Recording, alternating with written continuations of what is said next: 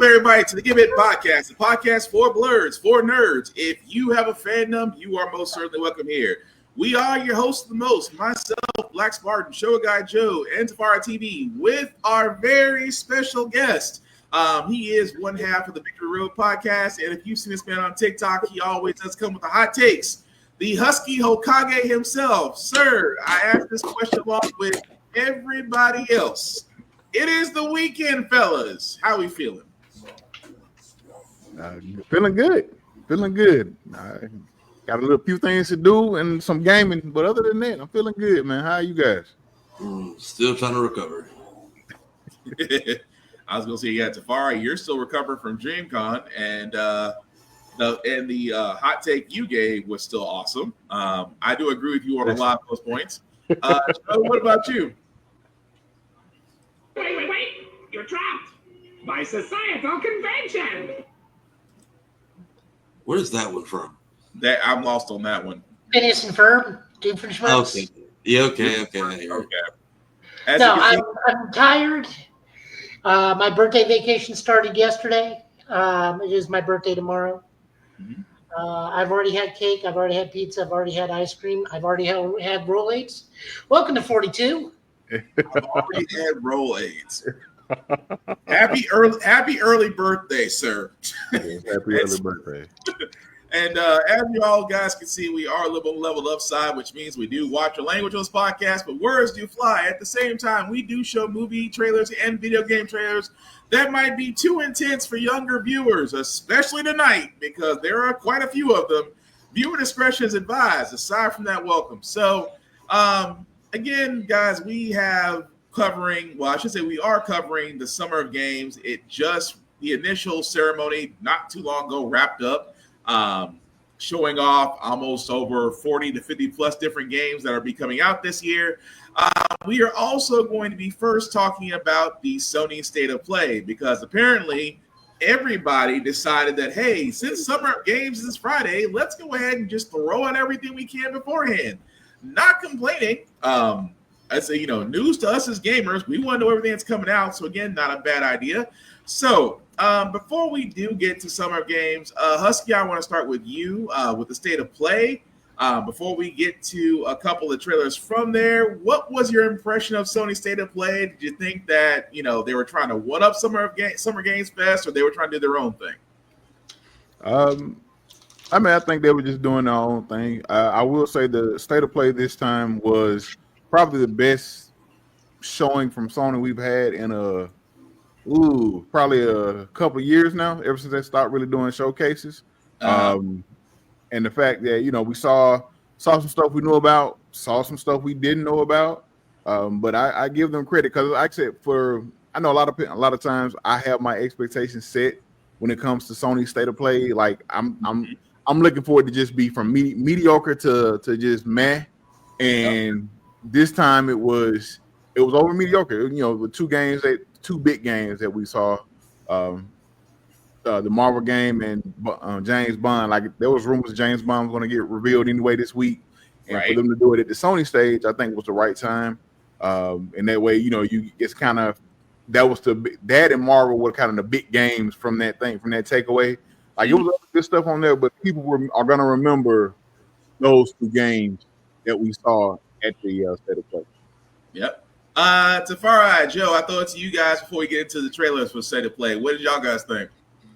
I liked it a lot more than I thought I would. I think they definitely saved the Arc Systems game for last on purpose. Mm-hmm. Dragon Ball FighterZ is officially dead. You can rest now, Tony.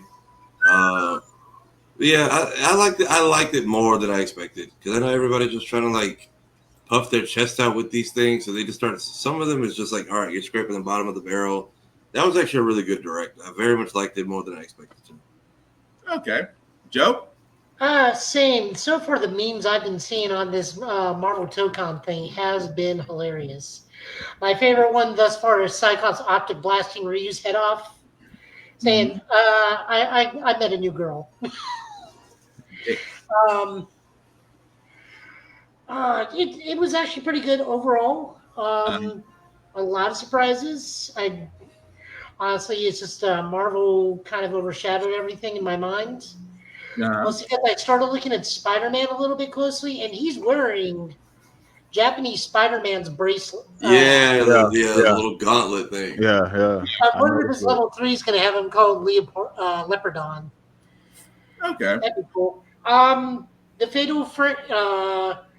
the Silent Hill game really also gave me Fatal Frame vibes. I'm wondering if that's why it's called Silent Hill F, is for the Fatal Frame connection, because it's mostly just because it's two Japanese schoolgirls running around trying to evade demons and whatnot, but you call a spade a spade. That's what it's to me. We also, if we get time, we do need to talk about Doctor Who after all these trailers, because that's some BS. Are they swapping them out finally, or what are we doing? Well, it's a whole thing, but we'll see. Well, we'll get to that point. I'll let you know at the end of the show if we got time. Yeah. Also, we want to hear about you and your fantastical journeys and hot anime takes to DreamCon. Yeah, there's that was maybe what I want to say 30% of the list. I was like, you can edit this how you want, but I'm surprised he didn't keep the full thing. I hope he still has it because people keep asking for it. I still have the list on my phone. Because we kind of get to that point of what else did not say during that hot take that he cut off? I said a lot. What you saw in the video is what he kept. He kept 10 out of 40. Okay, fair enough. Well, with that being said, we do need to cover a few of our trailers from State of Play because, again, we did have a lot of picks from both ends. I'm going to start with Luminous Arise because it was the first trailer that did come from the State of Play, and I think it was something that nobody expected. But I would say this. It is interesting, but does anybody want to give their opinions on it before we play the trailer? I'll wait for it to go. All right, Husky, Joe? It looked interesting.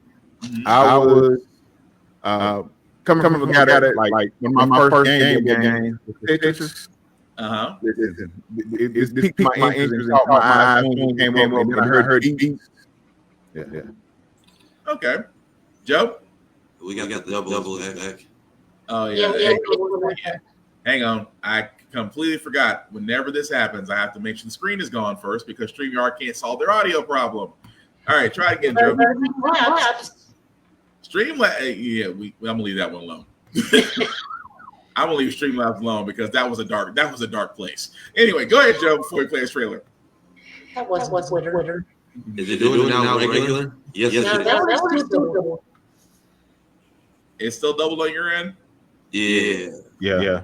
We're in a hole, folks. Don't worry, we're in a hole. We are always in a technical hole. Let's see.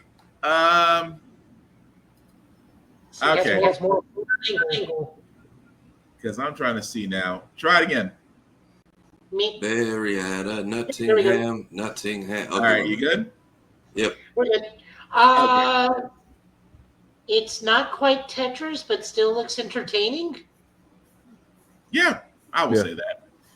Well, with that being said, for all those who haven't seen the trailer, and if I'm not pronouncing this right, please correct me because I know me and pronunciation are like two people right now that are very being ticked off at each other in a dark place that we're not going to name because we're going to keep this a happy place. But anyway, pronunciation. That's like the best bad elementary school or middle school girl breakup there is. Yeah. So anyway, here's Luminous Arise.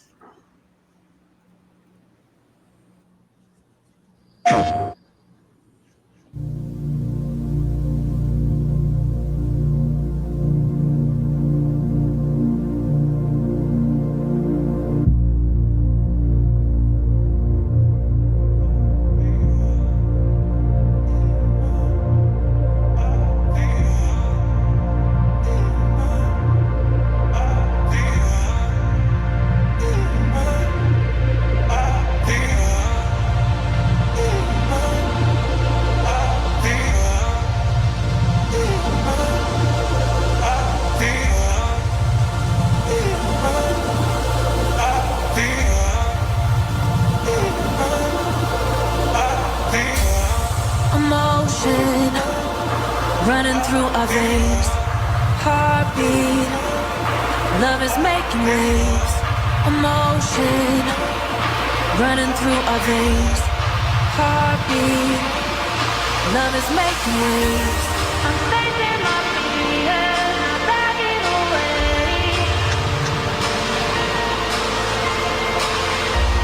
I'm facing my fears, not backing away.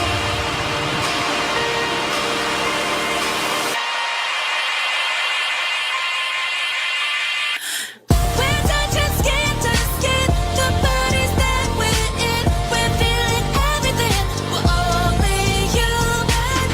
No superheroes can save us all in the end. We'll break away one man. We're only human. Emotion running through our veins. Heartbeat. Love is making waves. All right, so that was the trailer for Luminous Arise. As you can see, guys, comes out this year. Like we said, it's interesting. It does got if Tetris and Just Dance had a baby, because you literally had. I mean, don't get me wrong, soundtrack was banging.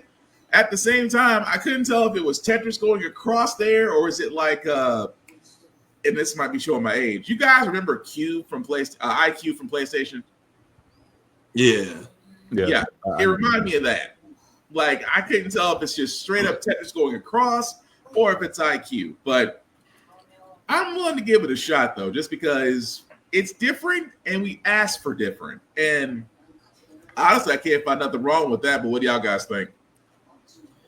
I mean, it's interesting. I'm curious if it gets any brighter because I mean, there's what is it? We do have our friend Caleb and his game Panic Gem Odyssey, and that's its own twist on kind of those old school Tetris and Bejeweled type games. So, and a lot of people were playing it at DreamCon last week, especially because the commercials running all over the building. But I'm curious to see what is unique about this one. Yeah, that part. I mean, I can just tell maybe just for the presentation side, it makes sense. But on the other side, it's like, okay, it's I don't know if it's going to be beat based or, like Dance Revolution, or if it's going to be just, it's so many questions, but at the same time, it does kind of pull you in because you're still trying to figure out what the game actually is. But like I said, I'm definitely down to see what it's about because, again, if the soundtrack is fire, at least you're going to have some people interested in it. I'm just going to put it that way. You're going to have another Expedition 33 on your hands. But let's see. That also being said, what we get from State of Play, I did not expect Mortal Kombat to throw in the towel. What I mean by throwing the towel is not Mortal Kombat 1. We saw that coming already. I am actually talking about the Mortal Kombat Legacy Collection. Now, if you guys have not seen the trailer for it, let me go ahead and play it before you guys actually see what you're getting with it. We knew pretty early on that the game was fun to play. People were excited about it. The most rewarding part of it is just seeing people react to it. We knew that we were onto something. It was such a shock to see this game. I was like, I can't believe this game exists.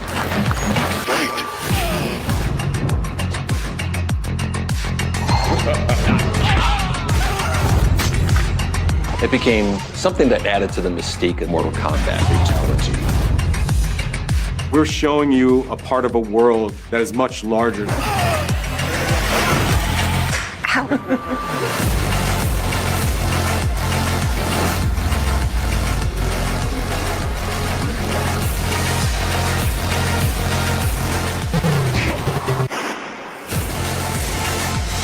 There was no template to make the games. It's a bit of the Wild West. Every part of that game is an expression of who we were and what we wanted to do. Flawless victory.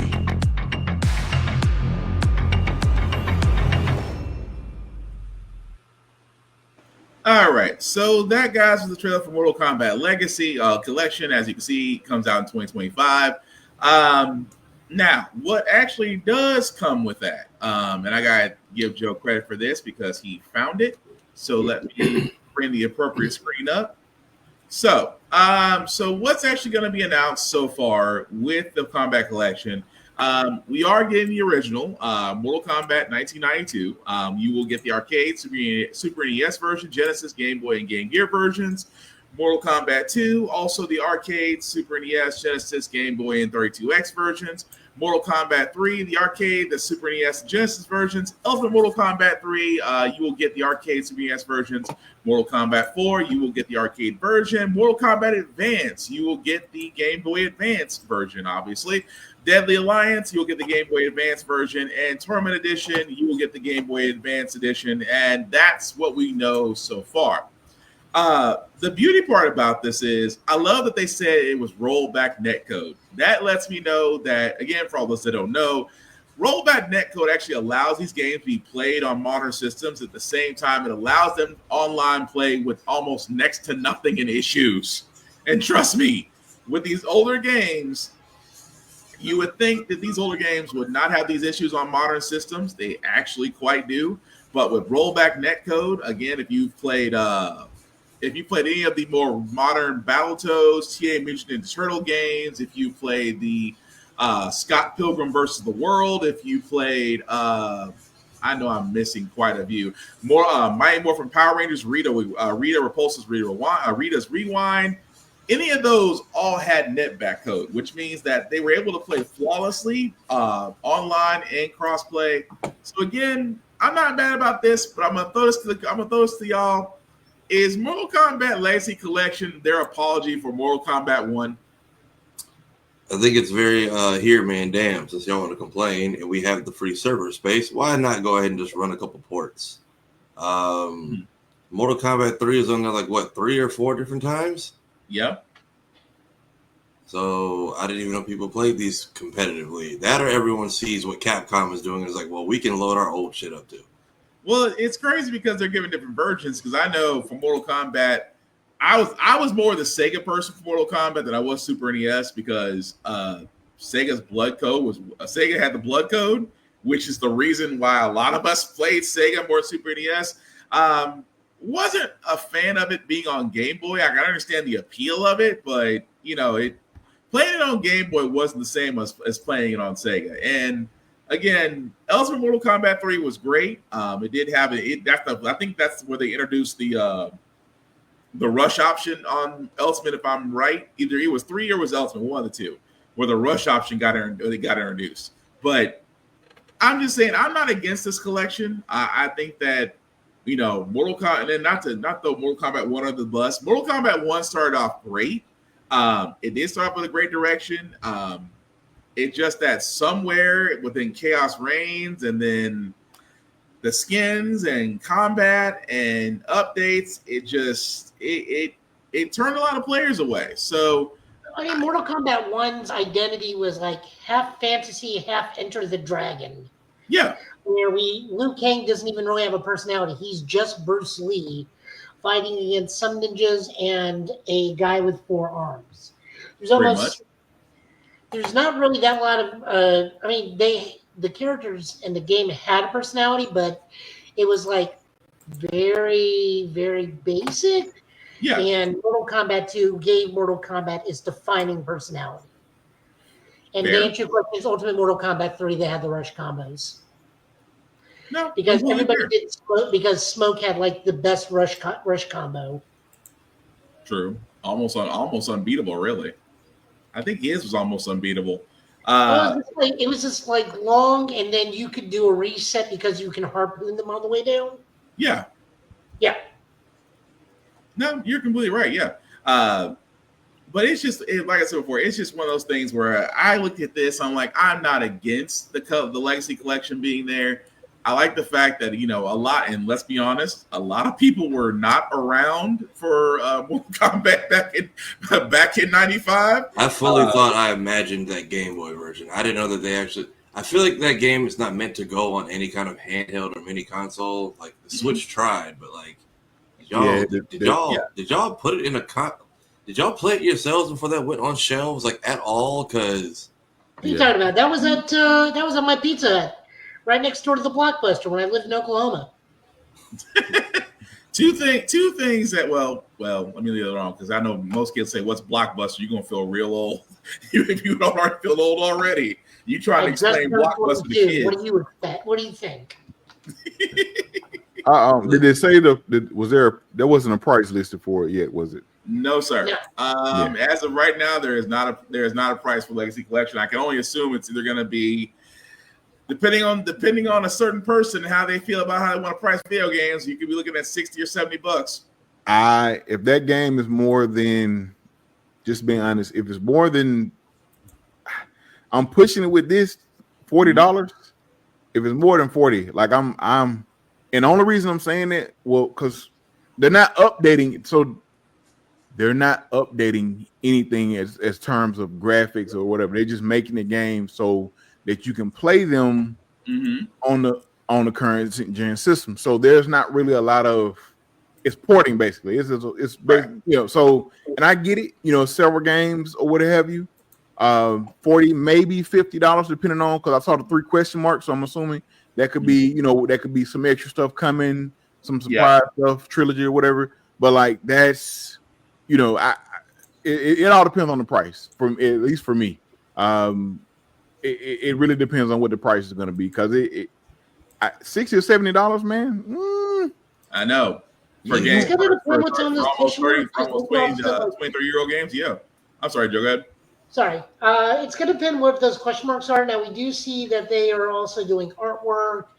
I believe they were interviewing Terry Hoskins in one thing, and I think that may have been one of the interviews from one of the movies. That means we're doing behind-the-scene footage from the movies. Okay. Probably. We can also have Combat Cart could be on this thing for all we know. Mm-hmm. It's possible. I mean, like I said, again, I'm not sure if it justifies a $60 price tag, but like I said, these are 20 plus year old games that they're trying to make available. They're trying to make available, but I'm sorry. Go ahead. Go ahead, Husky. I'm going to be a bit more lenient to 50 to 60, but that's only dependent on what the question marks are. And see, I'll say 40 for base and maybe 50 depending on what the what like the question marks are with the special. Because I was looking at trying to look at the price of the Cowabunga collection. Yeah, and that dropped because I have the Cowabunga collection, but like I didn't buy it when it first dropped. But like I think when it first came out, it was about $40 or $50, and you got like 13 games, including the arcade game stuff like that. So for me, I would like to say it all depends on what their price is. But once it's gonna really depend on that price range. And what you're right. Yeah, the Cowabunga was like if you wanted the base game with nothing special, it was $40 up front, and that was, I mean, trophy system was a little wacky, but cheap and easiest platinum I could ever get. Yeah, that one was good. I don't know what's up with these other ports. Like Asper Media, I need y'all to stop touching Star Wars because at like $90, I get it. It's technically $10 a game, but $90 for that entire collection is wild. For what collection? It's hold on, let me see if I can find it. It's basically the company that's handling all the ports. So it's like Battlefront 1 and 2, Jedi Knight, Jedi Outcast. Yeah. Was it .mu is the one handling the netcode, right? No, .emu is the one who's been doing all the side-scrolling games. They're great. It's the Star Wars Grand Collection by Asper Media. So you get... Oh, the ones that did the port but not really update anything. Yeah, so you get Jedi Academy, Jedi Outcast, Pod Racing, whatever the Saber Battles, Bounty Hunter, Republic Commando.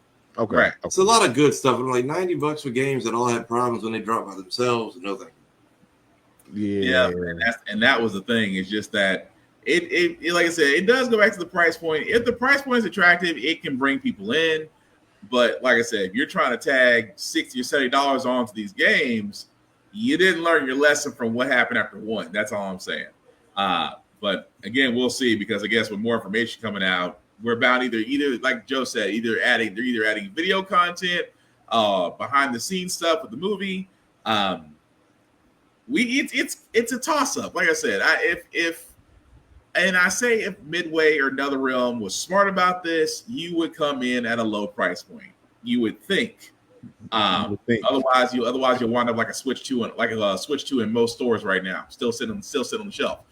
But I know that was terrible, but that's true. A lot of Switch 2s are still sitting on the shelf outside of our podcast. They made it seem like it was going to sell out and there was limited consoles, and I'm sure Nintendo's punching air because it's like the one time we made extras. Meanwhile, you was like finding a damn Dragon Ball when you wanted to get the SNES and the NES Classic. Mm-hmm.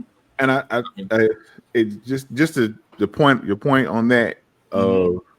I think they turned a lot of people. Well, just how the presentation of it turned a lot of people. Although granted, a lot of people still went and got it. You know, I know a lot of those people are happy with it. My cousin, he was reviewing it yesterday. He was like, "Hey, it's great. You know, if you got the money for it, go ahead and get it, just in case it goes up later on. But if you don't have the money, don't worry about it. You can wait for more games to come out. You'll be fine." You know, and that my point about that exactly. It's just the whole thing. It just if your system, if you're not without a Switch, okay, I can understand you go and you'll get one. If you got the original Switch, it's like a friend of mine said. If you can wait to hold off, just wait to hold off. There's not a big difference between this Switch. Yes, the Joy-Con. I like the Joy-Con designs. I like the fact that they have improved on them. You've improved the anti-drift stick issue. Cool, but you don't need to shell out $500 if your main one's still working. So I get it. And y'all couldn't put the thing like an inch deeper into the box because apparently if you staple the receipt hard enough, that's just your screen's entire ass. Correct. The game I saw that earlier. GameStop were messing up people on Switches because of that. All I can sit there and say is Ashurion is doing this. You got to come to us because Ashurion is getting all the insurances. So every we break fix is looking at them like, you got to come to us because we're the only ones that can fix it. And you are stop out there doing their buyer protection plan. Right, that part. But like we said, we do when it comes back to the Switch. Hey, wait on it. But with the Mortal Kombat Legacy Collection, we will see what they do because I'm curious about that price point itself. But Sea of Remnants, Tafara pointed this out, and again, I'm saying this because I don't want to down the game because this does have a Sea of Thieves-esque view to it, but Sea of Thieves is actually fun. So if you actually play Sea of Thieves or want to play it, give it a shot. If you haven't seen the trailer for Sea of Remnants, here it is.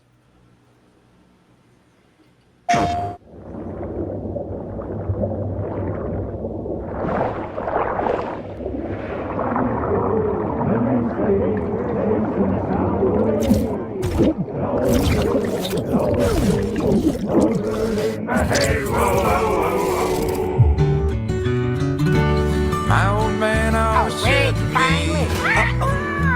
he told me to get a ship. Then it hit me all so clear. No old man just got a ship. Memories go, memories stay, chasing the sound of the waves. It always sways, it always strays, standing on the beach all day. Whoa, whoa, whoa, whoa.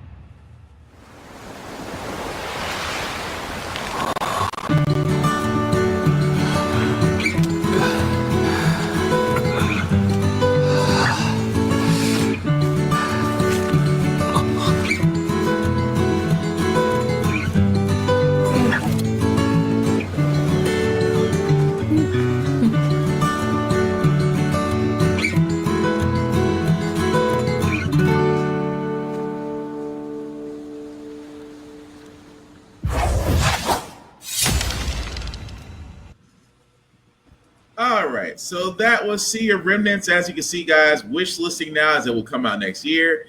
As I was watching that, I'm going to be honest, I completely forgot I was getting South of Midnight vibes just from the shading and kind of like the wooden puppeteer kind of motion. I actually like it. I want to give it a shot because, again, it's like Black Flag without the ultra violence. Although I still say that's probably the best Assassin's Creed out there. But that's for a whole different discussion. But what do y'all think, fellas? It's giving Hello Neighbor, but at sea. Yes. I forgot about Hello Neighbor. It does kind of That's what I remember. That's what stuck out to me. The art style reminded me of that game. I'm just like, it's this, but in the ocean with what looks like random hitboxes, or possibly it looks like turn-based combat. So yeah. Oh, I just love the artwork. The artwork, the free flowing. It looks like it might be turn-based, but although it might be active turn-based where you're moving as you're attacking. But that's just a guess right now. But I dig it. Joe, let's see what y'all guys think. I can't. So I do my best as someone who talks about games, writes about games, things of that nature. I don't like comparing two games because each game is its own. Right. Like this game could possibly, like, I love the art style as well. The art style does look good, but just from the trailer we're seeing, like, a lot of it just so I didn't put in like hours and hours, but I put in a couple of hours when Sea of Thieves first dropped, and it's fun and it's giving me those vibes. Now it could be completely different, could be turn-based, but it's just giving me those vibes. So it's hard for me to like man, because a lot of the stuff you're doing in that, it like you do or kind of do in Sea of Thieves, but I like it. And this once again could play different things with nature. So I'm willing to give it a try, or what have you. But it looks, I like the art style. It looks really good. Oh yeah, that's the thing I was looking at, where the art style. And I'm with you. I played Sea of Thieves, played Skull and Bones too, which actually didn't help. Listen, I was in just about every beta or alpha test for Skull and Bones. So by the time the game came out, I was like, I'm good. Yeah, you really got to enjoy it. Don't get me wrong. Skull and Bones, so recommend you still try it. Sea of Thieves, so highly recommend you should try it. Sword of the Sea, Sword of the Sea. Sea of Remnants, just like I said, it might be great. And this is where I say where some games may start to, and I hate to say that, you start to get that little bleeding effect where some games are different, but they look alike and they feel the same and they play the same. And, as more similarities appear, the less you are going to be more likely to finish it or even continue playing it. And I'm hoping that's not the case with Sea of Remnants. I hope they go a completely different direction, just to make them stand out, but we'll see. But yeah, I dig it. Joe, Tafari, anything y'all guys want to add to that? No, I'll wait to see more gameplay, what the actual sailing looks like, what the combat is like, what story, if there is one. They got me hooked. They at least have my attention. I just need to see a little bit more. All right, Joe? I'm not a pirate guy, so it just doesn't interest me. I'm not either, but the sailing portion of Kingdom Hearts is Kira would love you what right got me now. out of sailing was what turned me completely off from sailing was Assassin's Creed Valhalla. I'm don't ever want to touch another sailing game ever again unless Link's involved. Oh, Black Flag, but I only like Black Flag because of the she shanties. I could sit there and sail for a good 2 or 3 hours just listening to she shanties. But I'll stick with horsebacks in the plains of Japan. I'm good. Fair enough. But speaking of another sword game that we have, this one was also during the State of Play called Sword of the Sea. And this also looked interesting as well if you're into a lot of indie games, which is going to be kind of a common theme tonight, which I do love to see a lot more indie games get a lot more shine. And they did get a lot more shine on the State of Play as well as Summer Games Fest. But if you have not seen the trailer for Sword of the Sea, here it is.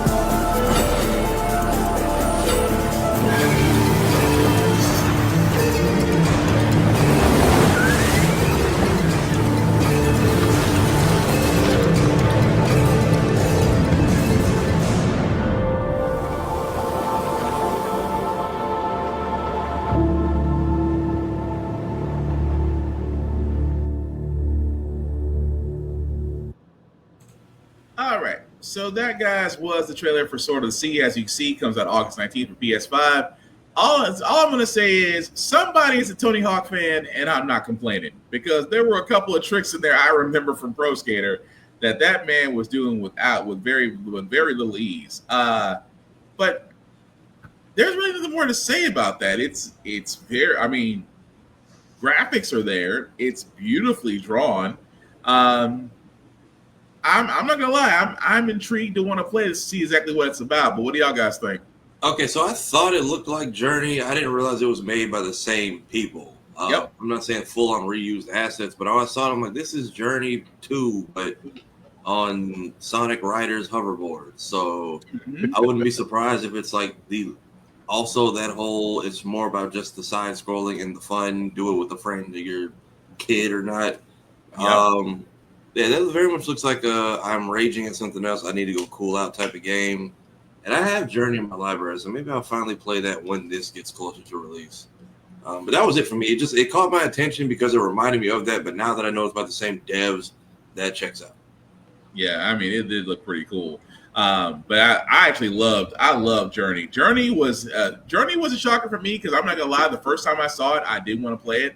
I was like, this feels like it's an indie experiment game. It feels like No Man's Sky. No offense to No Man's Sky, people. Before y'all come at me and say I need to enjoy the game, it just wasn't for me. It wasn't bad. There's just different strokes for different folks. But I kind of felt that way toward Journey until I started playing it, and I realized there is a story behind it, and that made me enjoy it all the more. So again, not knocking No Man's Sky, just like I said, just like Mass Effect Andromeda, I prefer 1 through 3. Some people prefer Andromeda. It's okay. you can have a difference and it's be fine. We can all still be friends. But what did y'all guys? But Husky, Joe, what did y'all guys think of Sword of the Sky? Oh, sorry, Sword of the Sea. Oh, it looks. I remember seeing it. I think I remember seeing it somewhere before. I think we saw it somewhere before. But I'm interested in it, and I think it's dropping on PlayStation Plus. Yeah. So I'll check it out, man. It's especially if just from the music, it was like Tapari mentioned, like it sounds like you can put it on and kind of chill and surf around and things of that nature. If the soundtrack kind of goes well with it, it'll be a nice chill game to play where you just kind of jump in and, especially if it's easy to jump in and out, where you can jump in, do a little surf, go through a board or a level, going around, and then you can kind of jump out, come back, so it looks interesting. I'll definitely be giving it a try, especially since it'll be on PlayStation Plus. Yep. PS. If there's one thing I'll say before we get to the next thing, PlayStation Plus, you guys are doing better.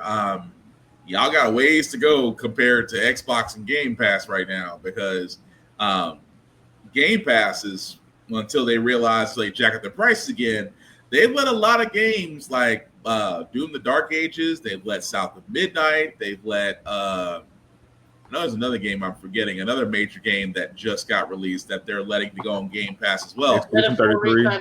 Thank you. Expedition 33. That's the sad part is I played it. The sad part is I played it. I should remember it. But yeah, a lot of those games, and also shout out to Sandfall Interactive.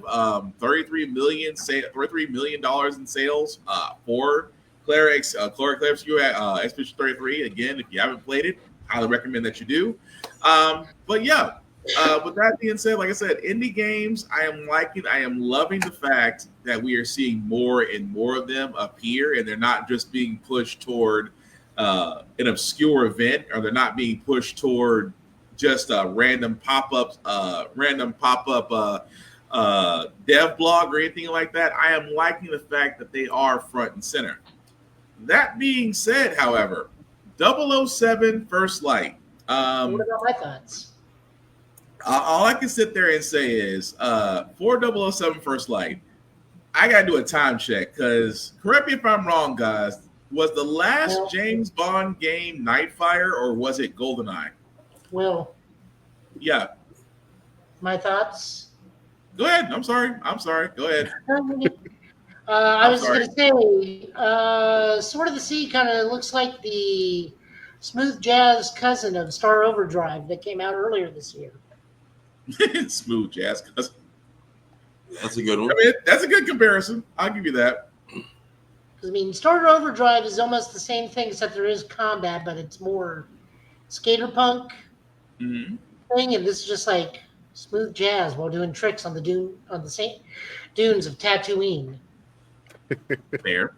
Over that bantha. And then there's 2 suns and no women and no winters. So you got to find something to do out there. Right. But apparently that board is something else. But no, sorry about that, Joe. I thought you did give your opinion. I apologize. I didn't mean to skip you go first. Who's the guest? Yeah, my bad. Yeah, I think Quantum of Solace. I think on the 360, which I think was more of a movie tie-in James Bond game. I haven't touched any of them since PS2. I think I still have a copy of Nightfire over here in plastic from the retro shop. I got it I remember Nightfire. And it's kind of sad that Quantum of Solace, the game, was better than Quantum of Solace, the movie. And I feel like I remember hearing that.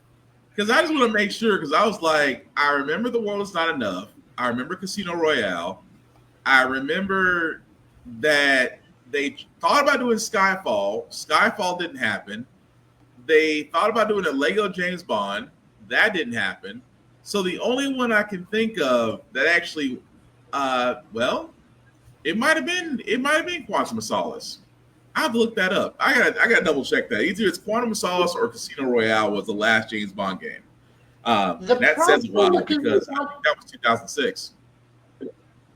The way to watch Quantum of Solace is you actually do have to watch it immediately after Casino Royale. Yeah. Because it's almost like this is what he does like literally 10 minutes later. Quantum of Solace happens. Yeah. That's a different tie into. But the reason why I'm bringing that up, guys, is because this was also announced at the State of Play 007 First Light, which, again, just to give some backstory, this is basically Bond's first mission, I guess you can call it. But either way, if you haven't seen the trailer, I'm going to go ahead and play that first. It'll explain it a whole lot better than me right now. Oh, okay.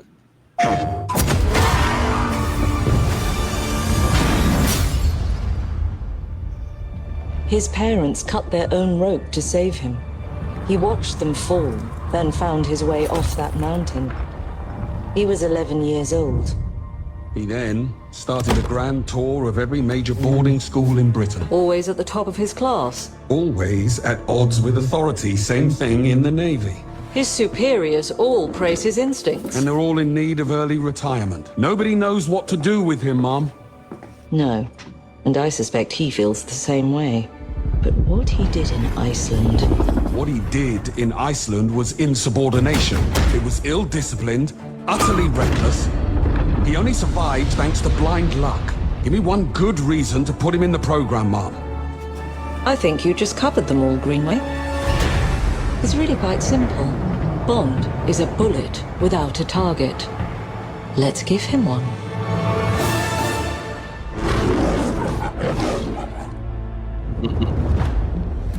Do you have an appointment? The name's Bond. James Bond. He's with me. And you are? Don't think we've had the pleasure. Now let's not get ahead of ourselves, James.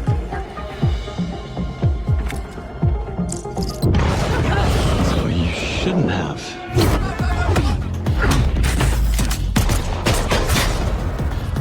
We're facing a situation of the utmost delicacy. I need all my pieces on the board. 009 is a master manipulator. Whatever the endgame is, we won't see it coming.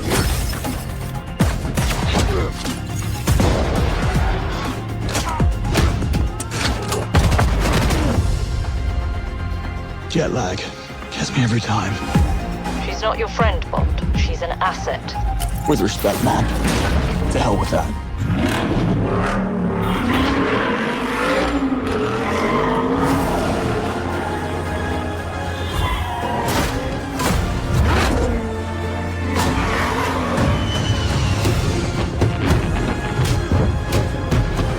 Tell me, what do you do, James? Lately, headhunting.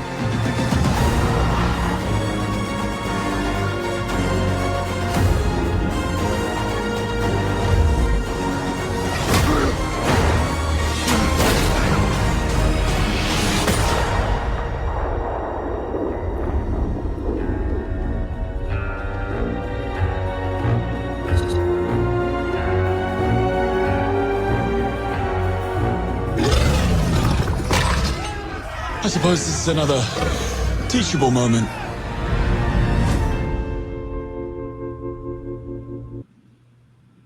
All right, guys, and that was the trailer for First Light with 007. As you can see, coming in 2026.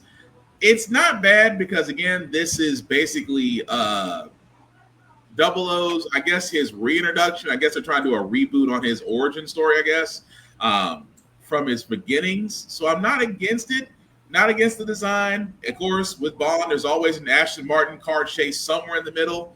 Kind of messed up that Q didn't introduce himself, but he's obviously there. But what do you guys think? It is. I thought it was 007 Bully for a second. I thought we were getting like a Euro sequel to the game finally. So yeah, I guess what we're doing, a young James Bond story then? Is that what this is? Yeah, it looks like it's it's basically before he becomes or gets in the 00 program. The 00 is it's a program that they go into, because you hear him mention the 009 and the other movie, like one of the movies had like the 006, but it's a 00 program they go through. And this is, I'm assuming from the trailer, from what we saw and kind of what they were describing, it's him before he gets actually into the 00 program. So he's James Bond, but he's not shaking martinis and all, he's not that James Bond. This is supposed to be his first steps becoming who he eventually becomes or what have you.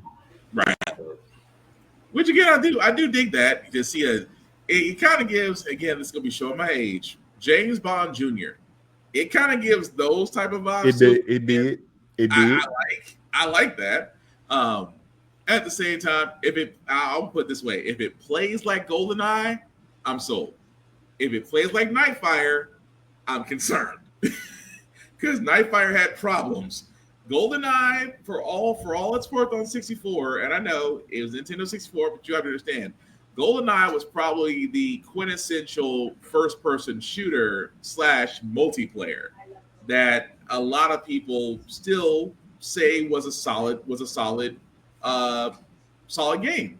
So, like I said, I'm hoping for the best for this, but yeah, I'm definitely sold. But Joe, what did you think? Why would you bring up James Bond Jr.? It wasn't bad. James Bond Jr. Come back to watch it? Yes, it wasn't that bad. It wasn't like Silverhawk's Hot Wings bad. No, it's right there. The low bar you're hitting is Big Bad Beetleborg's bad. Oh, there's nothing lower than that. Well, Mystic Knights. Big Bad Beetleborgs were listen. Mystic Knights of Tyranno was good. Compared to Big Bad Beetleborgs.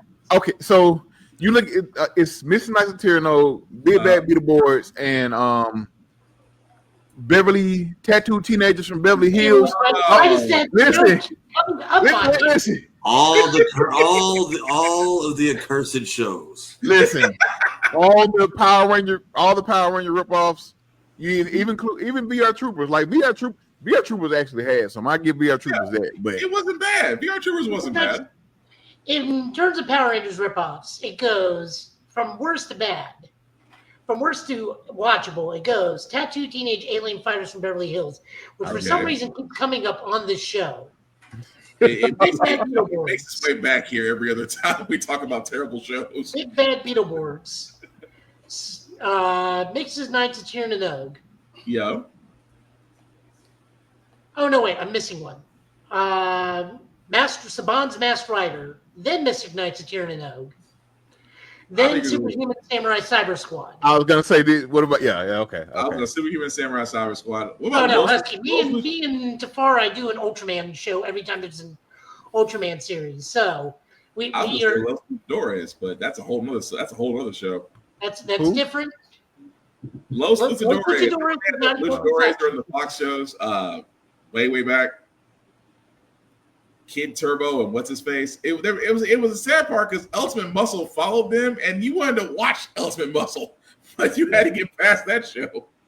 Now, nothing ever is going to be for worst show ever. Vampires. Oh God, Vampires, where the CGI, the early stages of CGI, and that was good and terrible. When it makes reboot look good, then you got a problem.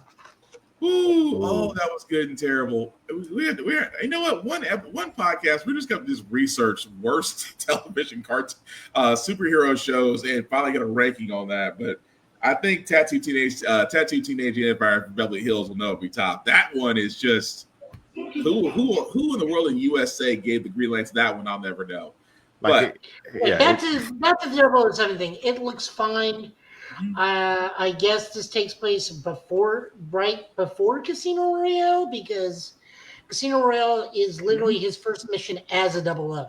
Right. If we go by the Daniel Craig story, yeah. If we go by that, like I said, I'm not against it. This is before he actually gets 007 status, so this is going to be a lot of mistakes, a lot of quips, and that doesn't make any sense though, because Skyfall is where we learned that James Bond is just a given name they give to agents at some point. Right, but that's far down the line though. So ask a question. Well, I was looking at something earlier. They were talking about the game, and during these summer game fests, if you like, they brought up the game and they showed the game. They also showed Hitman. Yeah, and Mads Mikkelsen, who plays I can't think of his name in Casino Royale. He's mentioned he's in the game or what have you, and he's like a more like vicious version than he was in the show. So I'm assuming, like, if this is a brand new James Bond, like I don't like it. It's from Skyfall. You know, it's kind of like it's a moniker or a mantle, just like. You know, some certain superheroes, things of that nature. So it's a mantle that they wear, and they give that to that person. So that's why it's confusing. Like, is this like actual James Bond, or is this a new James Bond we're getting from the beginning? I would think it's a new James Bond, because I think you want to get away from. And don't get me wrong. I love Casino Royale. Quantum of Solace made me cringe a little bit because you kind of dropped the ball on that. Skyfall was great, and then his last one, Spectre wasn't bad. Skyfall was good. Spectre wasn't bad. Craig's last Bond movie, I forgot what it's called.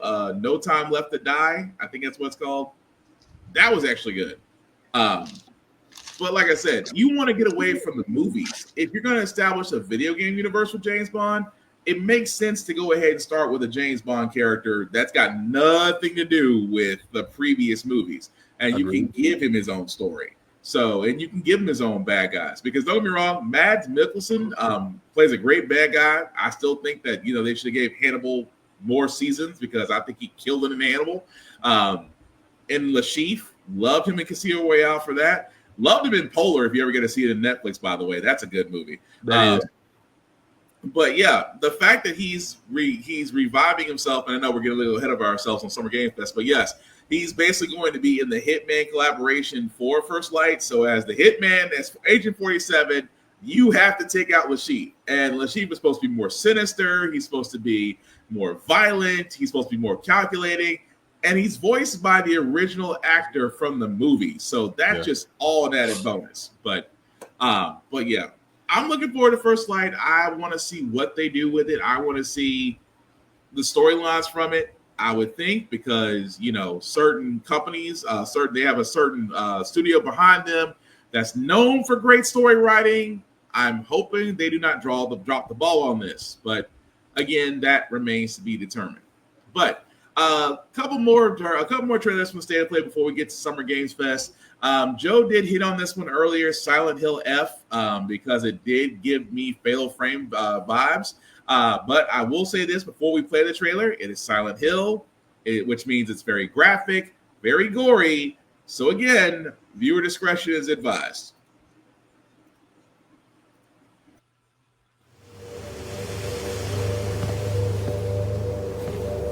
咲子、どこ行くの？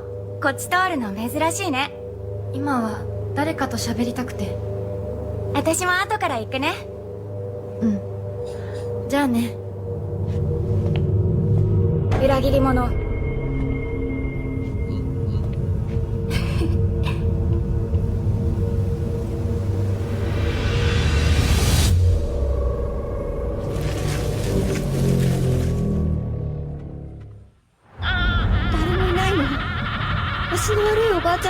なんてこんなの絶対に変。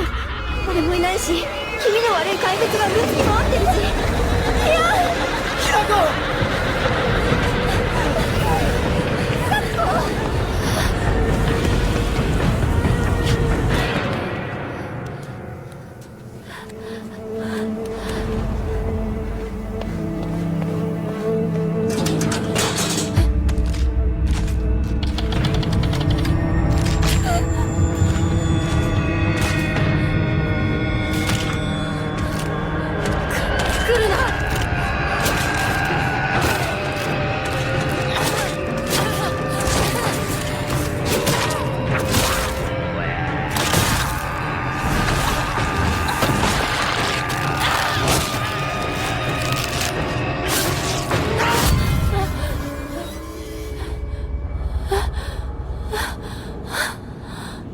コどこにいるの？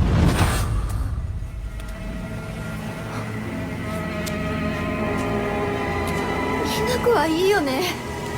何でも持ってる。そんなあんたがいなくなってくれるんだからせいせいする。一人は嫌だよ。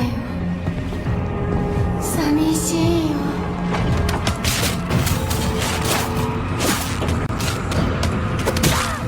ずっと一緒だよって約束したよね。暗いのは嫌。一人ぼっちは嫌。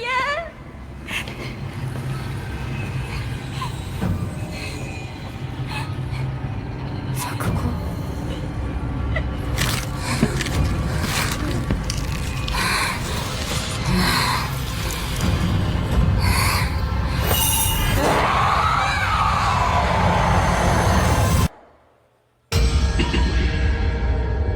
裏切り者。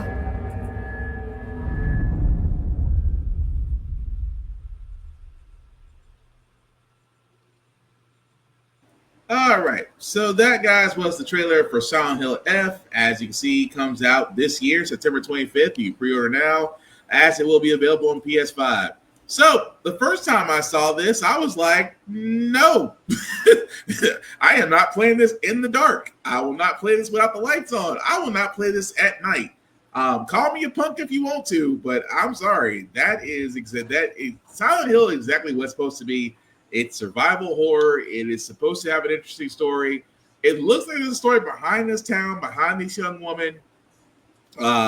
But the horror element is definitely there, especially with the mannequins that are just moving intricately and at the same time, very menacingly. Whoever is the sound person for this game, you nailed it. I'm just going to be honest about that. But I'm not going to lie. I will look forward to playing this during the day.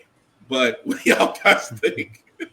Heavy on the creep and the demon factor. I thought you couldn't fight back at first, but even then, is that all you get is the damn lead pipe? Or it looks like it wasn't doing No, you saw it with the Naginata. Well, in Silent Hill fashion, they usually do stick with the pipes. I do know in 1 and 2, they did have firearms, but bullets were almost next to impossible to find. So you really had to depend on blunt objects and sometimes strategy to get you through. So she might have. Go ahead, Joe. Besides, we learned from I Don't Want to Be a Magical Girl. Lead pipe solves a lot of problems. Oh, yeah. Jesus.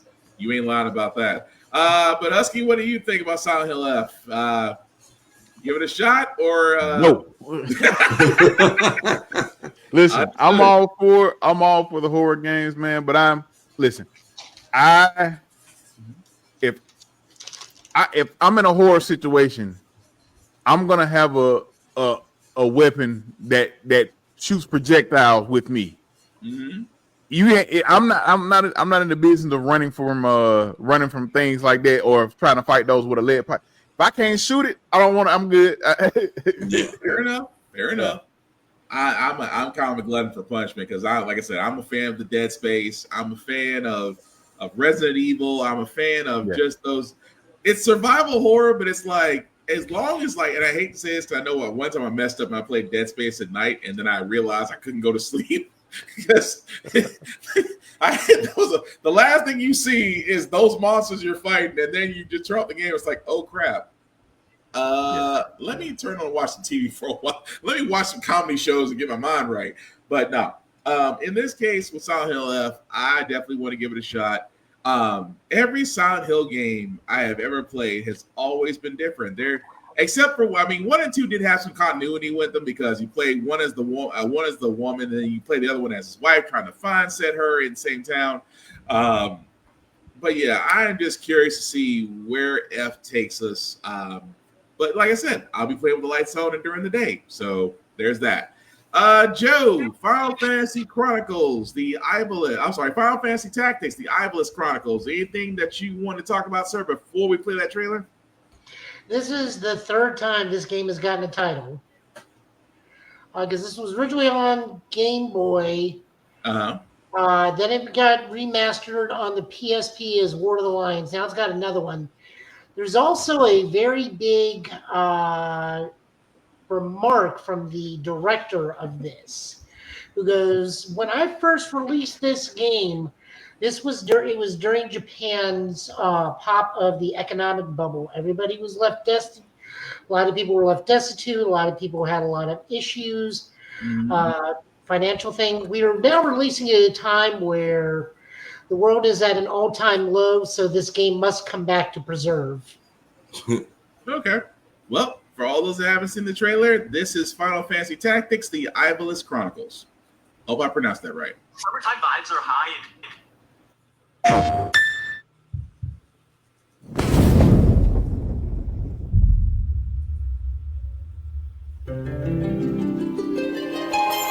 O Father, abandon not your wayward children of Ivalice, but deliver us from our sins, that we might know salvation. If you feel wrong, blame yourself or the Father. Why do you fight? Why walk this path of subterfuge and conflict? The powerful must rule the weak. It is our duty. Heavens fall upon your crown! This vile charade has gone on long enough.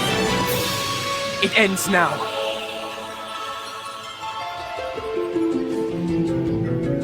Do you remember when your father showed us how to make a whistle of a blade of grass?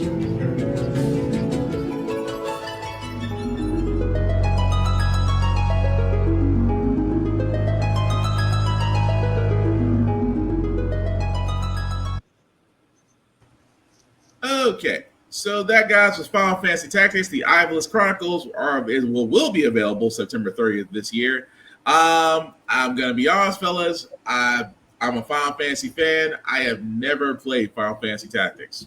I have went back and played the original all the way up to the current one, but I have never touched a tactics game. So this game is actually tied into Final Fantasy 12. Okay. This is the same realm. This is Ivalice. This is where, like, the judge. This game is where it introduced the judges. Gotcha. Okay. I'm gonna be honest. I would probably give it a shot because, like I said, I've never played a tactics version. I kind of need to give it a shot. I kind of ignored it just because I didn't think it was my cup of tea. But I never gave it a fair shake. So I probably will give this a shot when it does come out. Probably not September 30th, but probably a little bit after that. But what do you guys think? Y'all got it. It looks interesting. I've never actually played a Final Fantasy all the way through. So it like I said, it looks interesting. But I this was like my game of the week question about people just asking about the state of play, and I got so many people commenting about Final Fantasy Tactics being something they were like gonna get regardless. So I'm assuming it's really good or people really loves it. So, but for me, I don't know. I'm gonna put it like that. I don't know. It's not gonna be a day one or anything. If I do play it, maybe I may check it out over time, but it's not something I'm like clamoring for. Oh, fair enough. I mean, I'll probably give it a shot. Like I said, there's very few things I'll get on release day, but for me, it's like just because I just want to see how it is. Because, like I said, you don't want to miss out on an opportunity for a game just because at first glance you don't think it might not be for you, or you might not think it keeps your attention. But if situations change, you're just like, okay, let me sit down for a second and let me see if I like it or not. Go from there. But I do know one game. The last thing I'm going to talk about from the state of play, because I can honestly say, I can almost say with full confidence, everybody on this podcast right now wants to look forward to this, because we have to say farewell to Marvel vs. Capcom number 3. It's not happening. Ain't no way, no how, since this trailer came out. But with Marvel Tokton Fighting Souls, I'm going to throw this question out before I play this trailer. Did Sony pretty much sit there and say, we got the fighting games on lock for the foreseeable time after this? Can we say that they literally told the fighting world, you won't get Marvel vs. Capcom 3, but I guarantee you will be playing this? This is a mixture of Thanos fun, I'll do it myself. Don't forget, we'll get double to put the thing up there. But no, you're fine right now. Yeah. Weird. Yeah. Also, something that they can personally promote at Evo, since Sony also owns Evo. The only problem I have with this in general, and this is where coming from the Japanese guy, is don't go with the Japanese title. This should have been like Marvel Fighters or something other, or even Marvel what the actual translation for Tokon is, they're using is Fighting Spirit. This should have been Marvel Fighting Spirits. Wouldn't that be too close? Wouldn't that be too close to Dragon Ball Fighters and the other Fighting Spirits import game? Just out of curiosity. Right, it's all Arxis. Yeah, same people handling the netcode in the background. This would, to me, this is just Marvel and Sony covering all bases the way Dragon Ball did. Yeah. You got Fighters, you got Xenoverse, you got Breakers, which apparently is still doing well. Also, if we pay attention, there's a lot of Guilty Gear in this game. Yeah, that's a lot of Guilty Gear in this game. Yeah.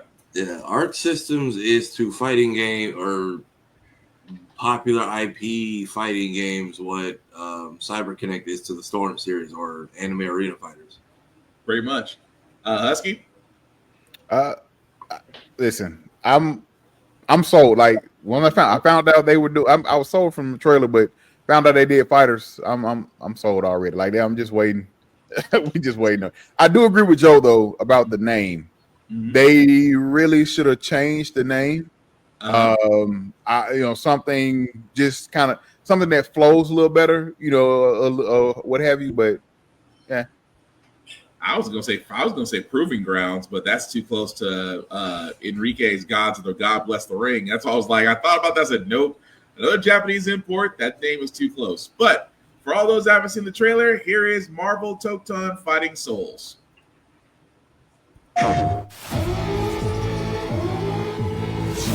自由のために戦う。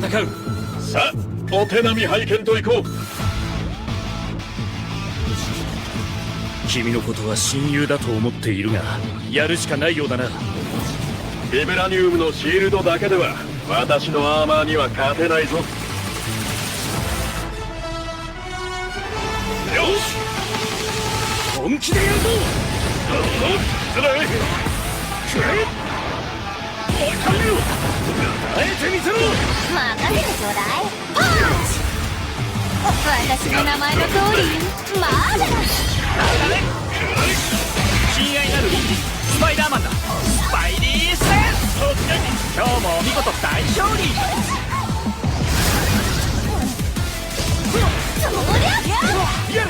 俺とやり合うってか。調子が出てきたぜ。俺様の名はスターロード。胸に刻んでおきな。覚悟しやがれ。シュートベルト。死ねばさらい。イーストロス流のスペシャルメニューをお願いするな。いやベイビー。今からその目に焼き付け貧弱なる。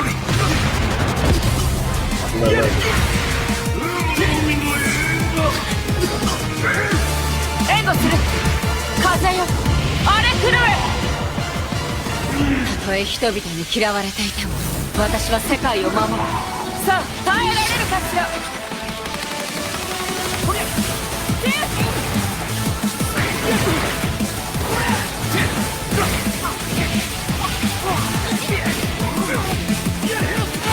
正義のためにこれが私のこっちだよ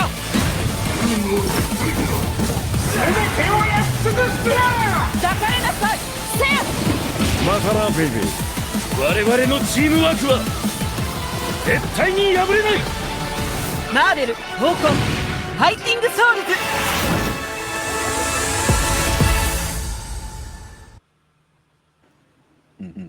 Dear cosplayers, we already know y'all watched this video multiple times.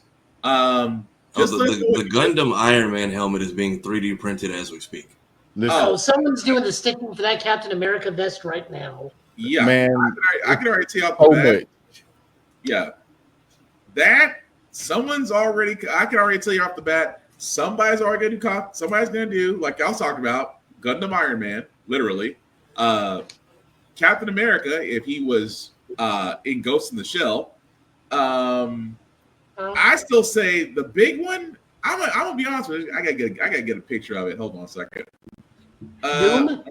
No, Spider-Man. Somebody is going to have the cosplay outfit for Spider-Man. Doom is too easy, but let's be honest. That Spider-Man that they're showing, that's clean. I mean, I understand it's not the most clearest picture of this day, but y'all see what I'm getting at.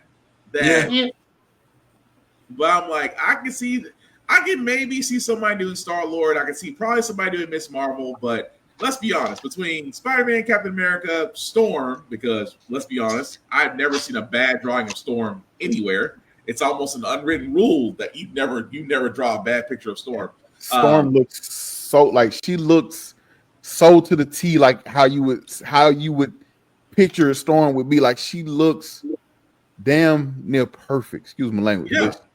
Like right. Yeah, whole they went in with her animations and character design, and it's just a matter of who pulls it off first. I love her the skin color on her, man. Yeah, like, it fits.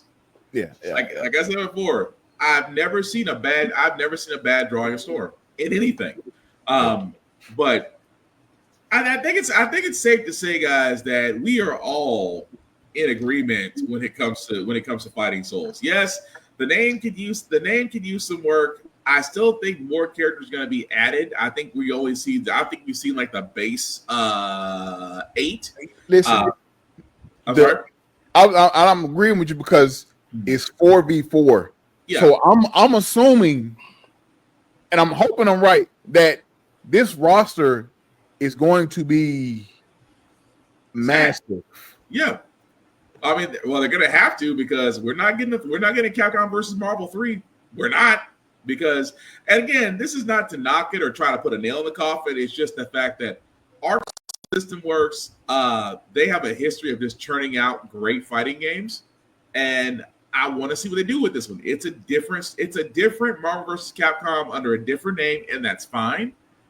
I want to see what they can do with this now that they got the ball. I want to see what they can run with it. But again, that's just me. But I think we all can say that, I don't think there's nobody in this group right now that is not wanting to look forward to playing it. But because like if Rivals, they've got variety now. So Rivals isn't your thing, or the whole strategy 5v5 or whatever. You at least you have something that's more true FGC heavy. Now, when it comes to the fighting tournaments, who gets bumped off so this can get put in?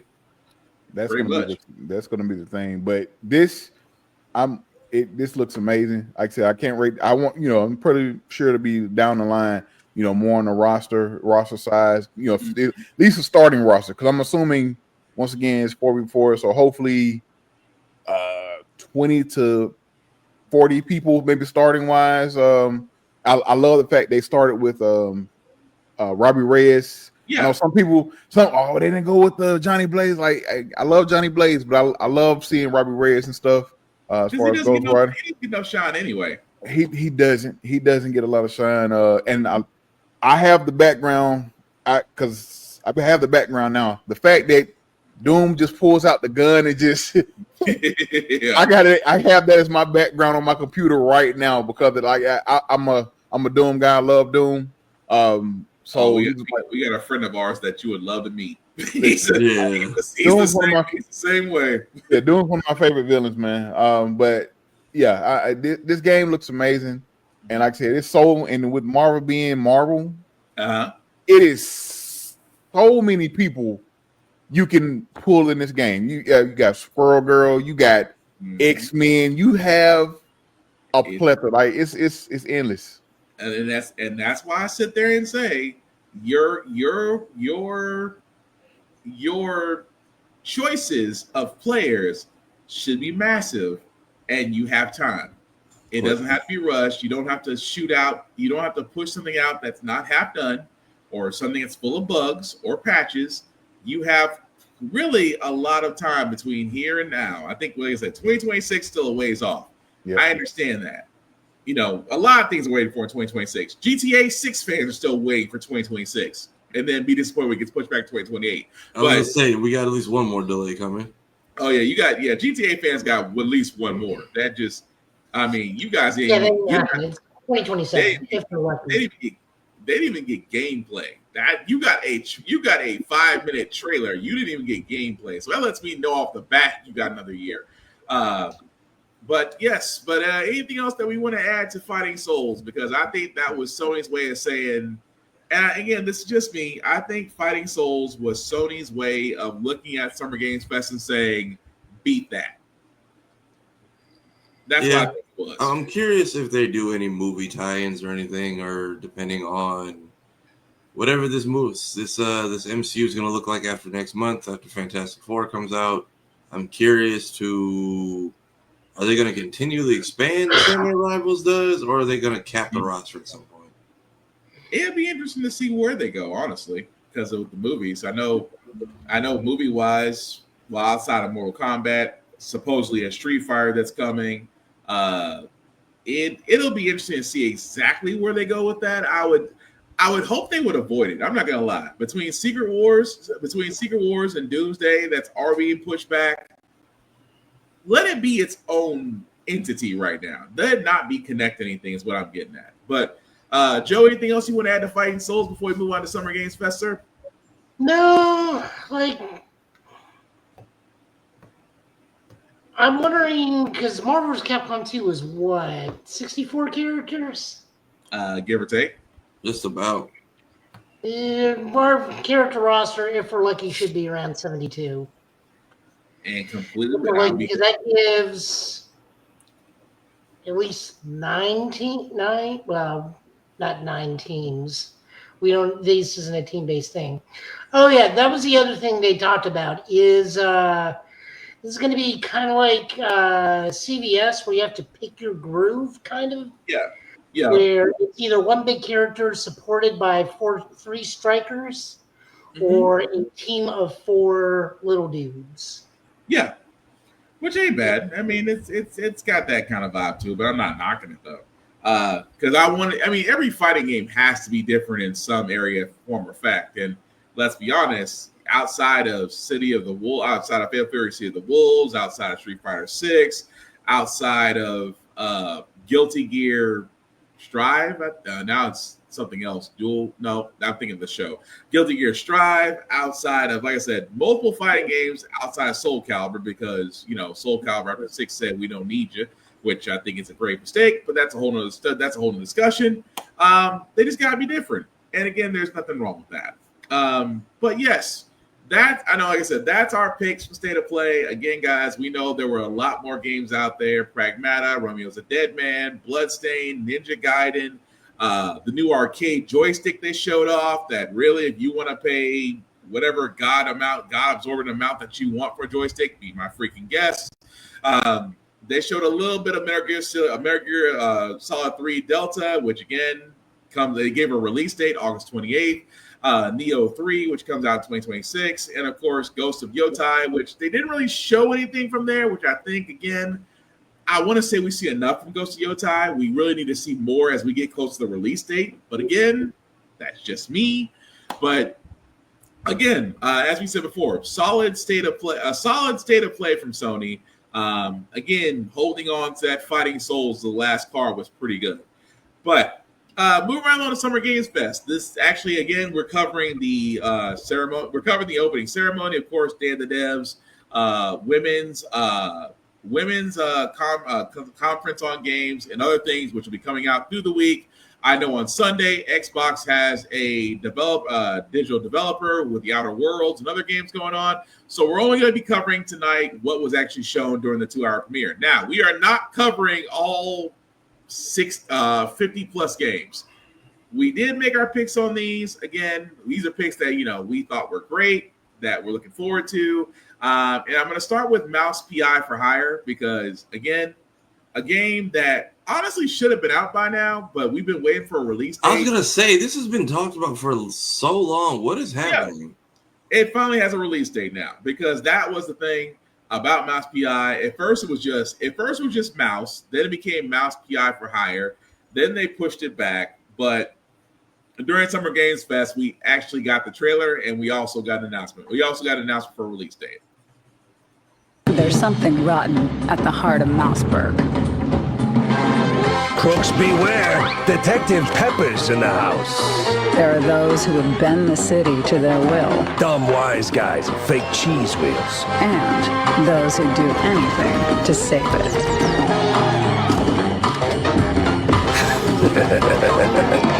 They won't even know what hit them. Oh boy. Here we go. So they basically did for Mouse PI Hire. They did Wishlist Now only because it is coming out this year. Now, granted, the date because we are sitting around June, so this is probably going to wind up either being a winter release or a fall release, just because they said 2025. And like I said, we're literally in the middle of the year, which I think is crazy. Blinking, it's been 6 months already, but yeah. At least we're either going to get this in the fall or the winter. But again, Mouse PI for Hire, want to play it. I love the black and white. I love the first person shooter. I love the fact it's like if Mickey Mouse just had a bad day. But that to me is why I like about it. But Husky, Tafara, what do you guys think? I'm ready to play it. I wanted somebody looked up the year that Mickey Mouse's copyright was up. It was like, let's get the cooking in the lab ASAP. Pretty much. So I know somebody at Disney is pissed or trying to file some legal loophole. I mean, if y'all want to go ahead and put like a fake Winnie the Pooh boss in there, you have the chance to do the funniest thing right now. And then is it Troy Baker doing the voice? Yeah, he's the character. He's the voice of the main character. Yeah. Yeah, this is going to be hilarious for all of no reason, and I'm here for every. I don't think it's going to be a long game, but I'm very much here for however this is about to play out. Okay. Husky? Yeah, I'm with Tafari. I am ready for this game. I've been excited since the first time we saw it. You're adding the details. I love the black and white. I love the art style of this.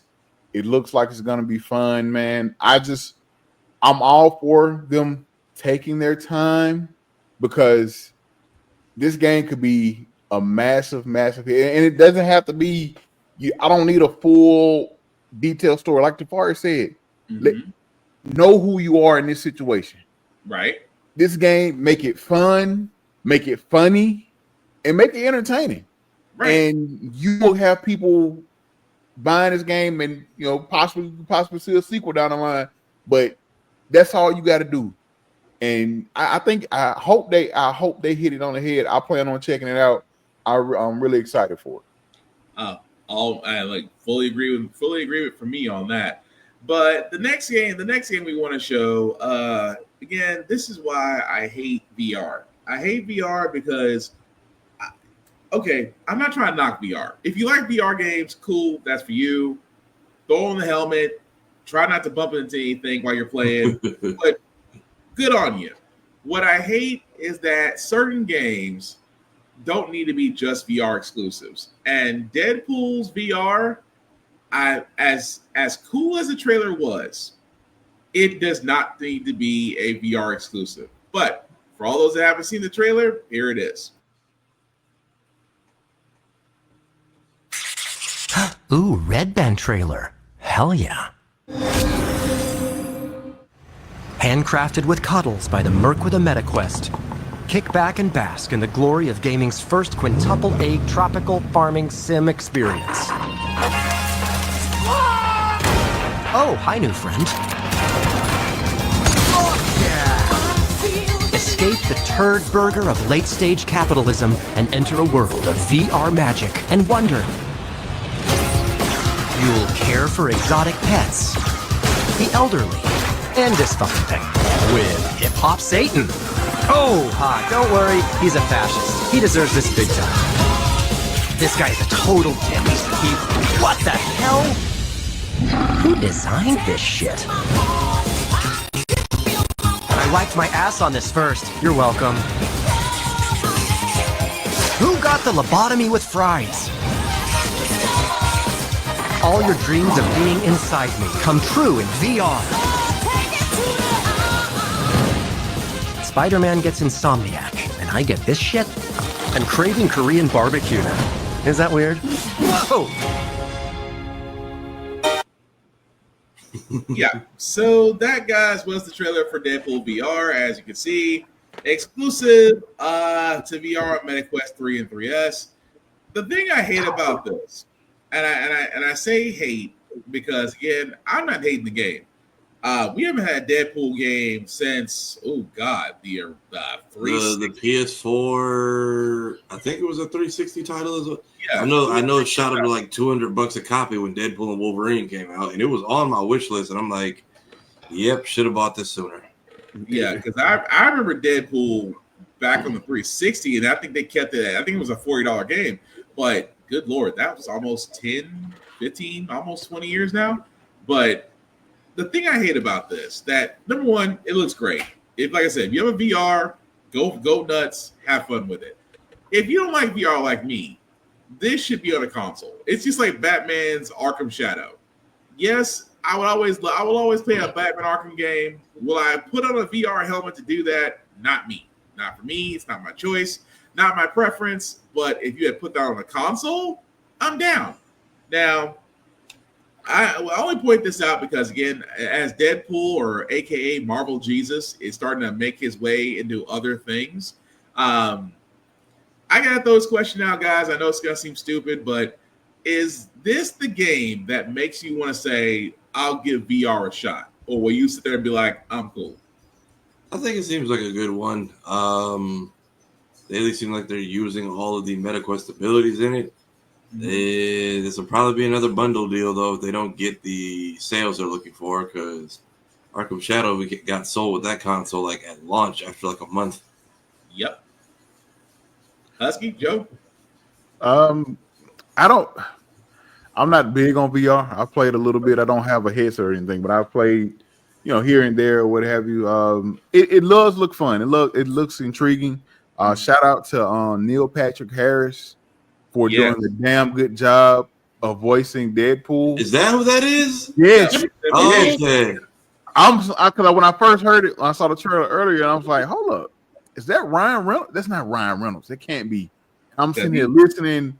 He's hitting, like he's giving you those notes of Ryan, but it's not. You know what I'm saying? You can kind of tell it's not him, but he did a damn good job. The comebacks are not as crisp, but you can tell there's a slight delay. Yeah, but it does look fun, man. And if the only way to play this is on a with the VR or what have you, it'd be something I would love to check out. But yeah. Joe, I think this will drive me to do VR games via somebody else's YouTube channel while I watch it. So vicariously watch through somebody else's stream. Yes. Yeah, I'm hoping it's just like a lengthy game. I don't know how I'm long in this a VR small game. apartment. I can't take this chance of me running into a table.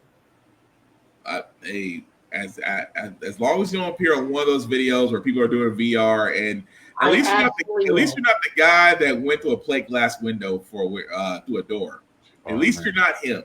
Hey, we watch people go through their televisions with a Wiimote and a bad wrist strap, so it doesn't take much. I mean, At all. we bowling and we tennis have costed many a flat screen TV. But again, let us guys know what you think in the comments of Deadpool VR. Like I said, if it makes you want to try it, go for it. Like I said, I will wait till someone has the good sense to put on the console. But updates we also did get during the Summer Games Fest stream, especially for Street Fighter 6. They also told us about the Year 3 character reveals, and they're interesting. I will leave it at that as I play the trailer featuring Kenny Omega.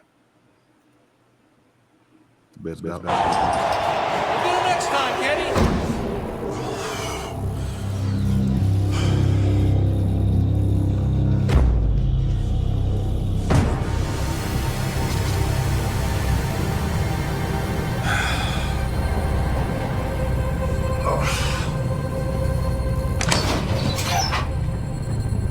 Let's rumble.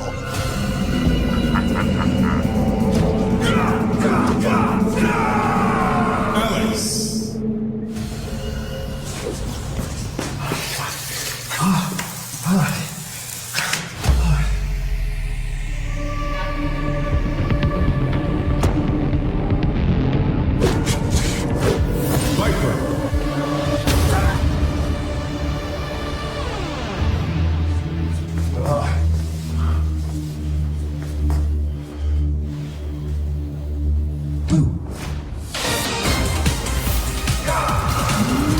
Ingrid. Oh.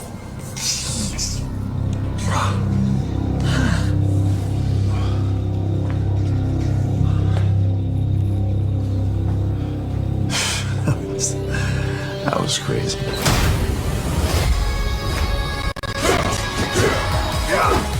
Sagat.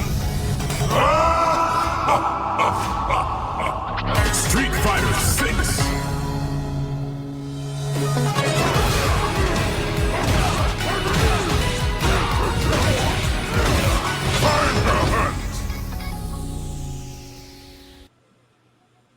All right, so that, guys, was the trailer for Year 3 of Street Fighter 6. As you can see, we will be getting a bevy of new characters. Let me just go back for a second because still laughing at old man Sagat. So we are getting Sagat, we are getting Sea Viper, we are getting Ingrid, we are getting Alex for the next couple of years. So I know it's say what? Move over. This is a Joe rant. I was going to say, how do we feel about the roster or them all being cosplayed by one guy? Right. More than likely, I feel like Kenny Omega is going to do the voice work for Alex, and this is where we throw out kids go to sleep. Why the fuck do we have Ingrid in this goddamn game? No one likes her. She comes from the worst Capcom fighting game ever, Capcom Fighting Jam. She's a horrible character there. She's a horrible inclusion in any game she's in. Why in God's name did we put her in? I understand why we don't have Makoto. Makoto with Drive Rush is a scary, scary thought. If you play Street Fighter, Makoto with Drive Rush is a terrifying problem. What if Justin Long starts playing as Ingrid? No one plays Ingrid anyways. If they play Ingrid, shoot them. They're a lizard person. If they like Ingrid, they need to be on a list from the government. This could have gone to Sean. This could have gone to Necro. This could have gone to, well, technically not El Fuerte. No one plays El Fuerte. Same thing. If they like El Fuerte, that's a lizard person. This could have gone to Laura. This could have gone to anybody. Falk, Seth, Urian, Necro. I'll even take bland-ass Abel from Street Fighter 4 over Ingrid. Why in God's name is she here? That sounds like an intense hatred for Ingrid. I'm honestly not against it. I can see Sagat, I can see Viper, I can see Alex. I played all of them. I've never played Ingrid, so I've never played it, so I can't say it. So up. Alex looks sick as hell. I love this new version of him. Viper looks fantastic. Sagat, I don't have an issue with Sagat being there, but I don't see the reason why Sagat is there anymore. Because Sagat's primary motivation is to improve Ryu, and Ryu at this point is a master who is recognized by Oro True. And that's why he has that master sash. So Ryu is so far beyond Sagat at this point. I'm guessing now the story is reversed and Sagat's got to go after Ryu. And it could be because Sagat is coming. Sagat is like July, August. It could be the old Vegeta story. You know, I'm gonna hate you regardless, but I I have to thought level that he hates you and then hooks up with the world's richest woman. Yeah. And that's why that marriage works. There's a hot anime take for you, Tafari. The only reason Bulma and Vegeta work is because she's rich and he doesn't have to do jack shit. One of the ones that cut out was Yamcha was a victim. Bulma was the problem. Yes. This is true. Yes. Husky, Tafari. He was legit giving directions to somebody and she freaks the hell out. Oh, there's a part of the DLC for Kakarot where the same thing happens. He's like, this girl asked me to help lift something heavy, and then Bulma yelled at me. I don't know what I did wrong. So everyone's like, oh yeah, so Yamcha was a victim, and no one noticed for like 40 years. Of course, there is also the mission in DLC where you find out Yamcha is dating 4 women at the same time. See? But, yeah. So, Husky, Tafari, what do y'all guys think of year 3 for Street Fighter 6 so far for these new fighters? I know Sagat, and that's it. So Street Fighter people have fun with 3 out of 4 of these, I guess. Yeah, I don't know. I know Viper and I know Sagat, of course. Listen, I shout out to Kenny Omega. Like the Sagat cosplay. Or listen, I didn't know I needed that to the day. Like I shout out to Kenny, man. But other than that, man, like I said, I'm not familiar with the other fighters, but Sagat and Viper. But looks like some good stuff outside of Ingrid, according to Joe. Joe has a hatred for Ingrid. You know, every people have people they don't like. So characters they don't like. So I have a sound for that. Ingrid. My thoughts on Ingrid. I'm just Joe had a whole dissertation on why Ingrid should not be in this game.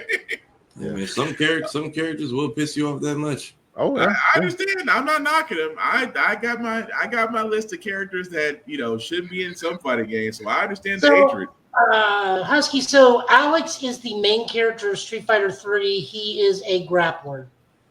Okay. He's the one who pretty much does like a super version of The Last Ride. Oh, okay. Okay. Yeah. Hyper Bomb. Yeah. Like I said, my thoughts on Ingrid once again. I'm sorry, just that's gonna stick with me for a while. But with that being said, we also did get other characters that were recognized or revealed, especially in Marvel's Cosmic Invasion. We did actually get the trailer for She-Hulk and Rocket Raccoon. If you haven't seen the trailer, here it is.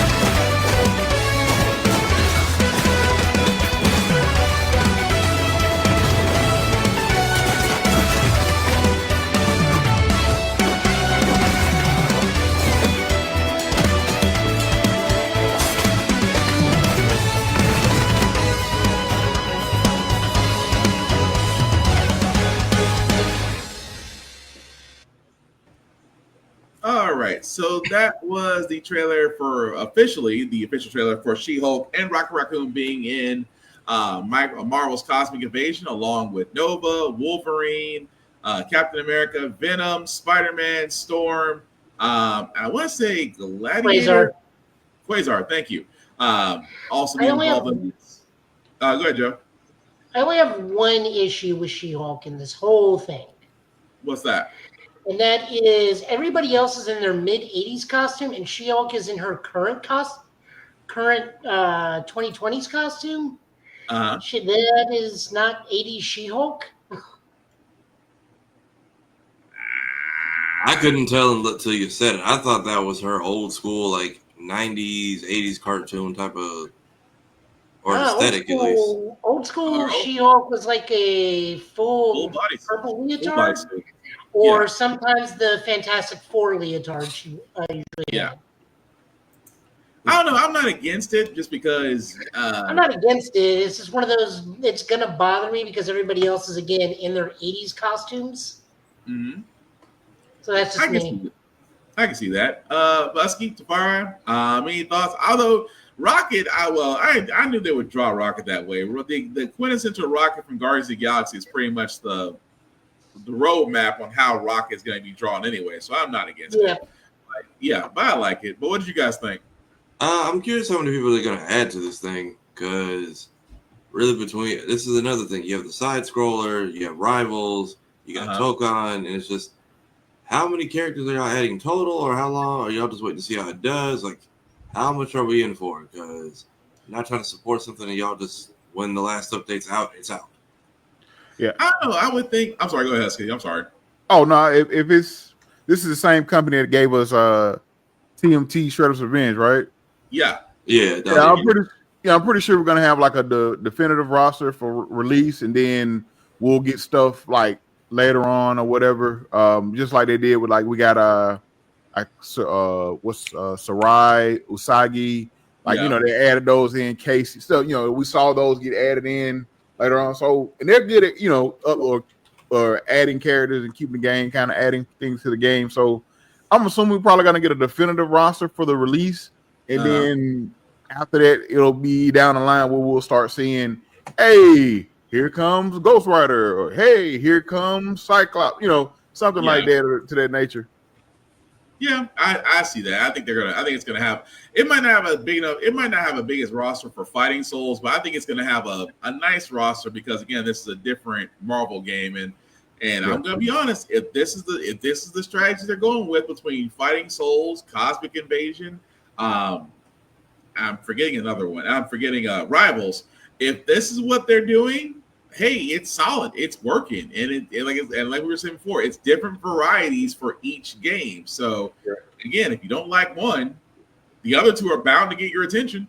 I think Joe mentioned it earlier, man. Keep them separate from the movies. They don't have to match the movies. Yeah. We don't need now. If you want to do like Rivals does. Or you can do it with the Fighting Souls. Throw in different variations like skins if you want to do that. Movie skin. That's fine. But let's not try to interact with the movie. Let this be their own separate thing. You can still do that. It's a good number of Marvel games in the works. Supposedly the Iron Man game. Being worked on over there. I forgot about that. Even though they canceled the Black Panther game, but they still got Iron Man in the works. You still have Amy Henning's Captain America and Black Panther game, 1943, Rise of Hydra. I really hope we get that one. I really hope we get that one. We'll get that before GTA 6. Oh yeah, and because they got pushed back till next year, so I'm just hoping they go through. I got a chance to speak with Kari Payton. He's voicing Azuri in that game. So, and I cannot. Listen, I already saw. I said one of my dreams is to, once we get a release date, I am going to try my best to get an interview with him, like actual, just a conversation about the game, and I can't wait, man. Nice.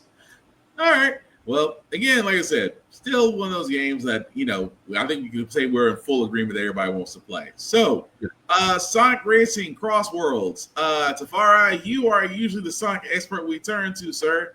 Have you seen this trailer yet? And if you did, what's your thoughts on it? I saw it. I don't know too many of these other Sega characters. I know it's just kind of a way to flex. Here's what we got coming out. I played the closed network test. It looks like they did take a lot of the feedback and clean it up because it's cool. But after a while, once you get to that last lap, the problem was the spamming of attacks and the animations get kind of wonky. So you can't really see shit for a solid 30 seconds. Yeah. Until you're over the finish line. I do like the concept of it. Whoever's in first kind of determines which way the map is going. I believe one of these is Yakuza character and Ichiban, Ichiban, and then I don't know who this woman is. I'm surprised they didn't recycle Danica Patrick again. Hatsune Miku, she's a Vocaloid. Yeah. She's a VTuber singer. Okay. Yeah. Now, I had a horrible joke come to mind when they initially said special interview with the creator of Sonic. I'm thinking, are they getting Yuji Naka directly from prison to make an announcement? I was just saying, like, did they put a recording thing in the cell, or I think he's home. Just like, live from prison, Yuji Naka. It's like, really, Joe? Not directly from prison. Anyway, here's the trailer for Sonic Cross Worlds.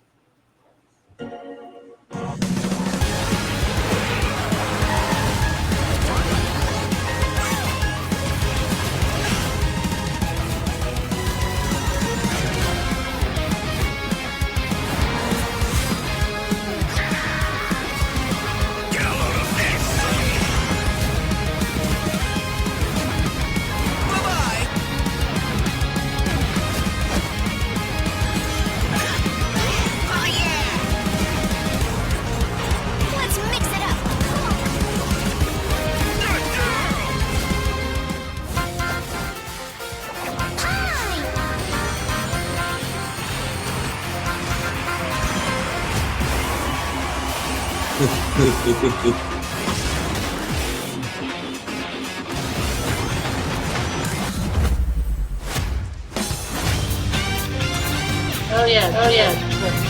I forgot about him.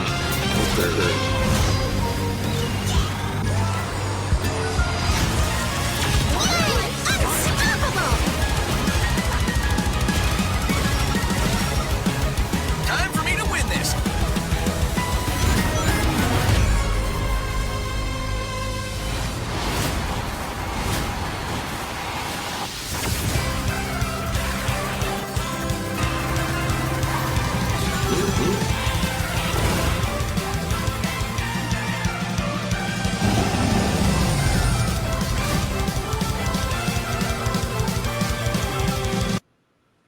Yeah, that was the other part of that too, was that Minecraft is going to have a cross-play with Cross Worlds.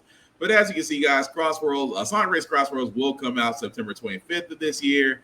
A lot of, like I said, like Tafara said, there was a lot of muscle flexing with the special characters that came on there.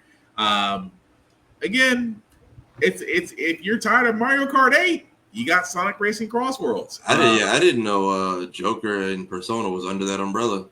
Yeah, it took me a while to figure out who that was too, but yeah, that was basically him, along with, as Joe said, popular K-pop singer, and of course, old boy from Like a Dragon. I always mispronounce his name, but Ichiban.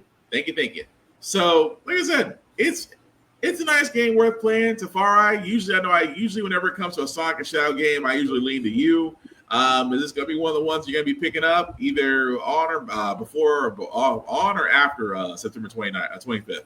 I'll probably pick it up after release day and see what they did patch in note wise, because it can either be really, based on what I played before, it can either be really fun or really annoying really fast. So we'll see which route they let it go.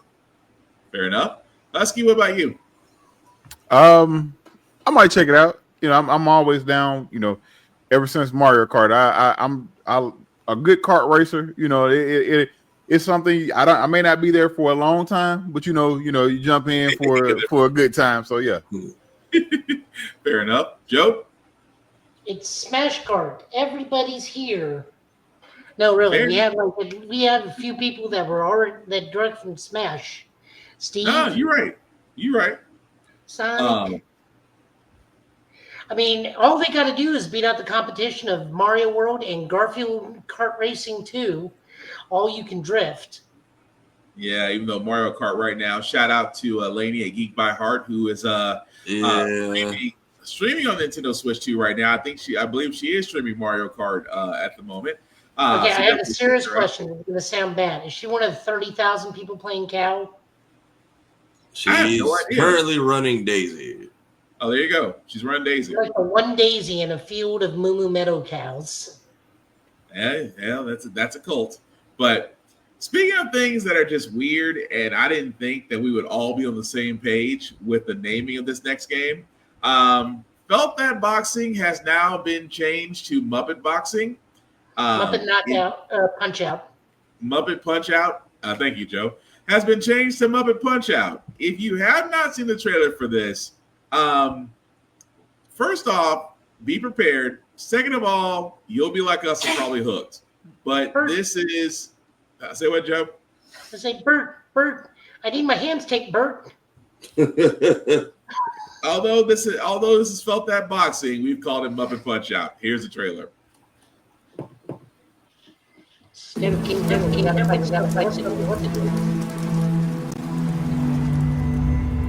Fuzzy, the tournament of a million punches, you'll get yourself killed!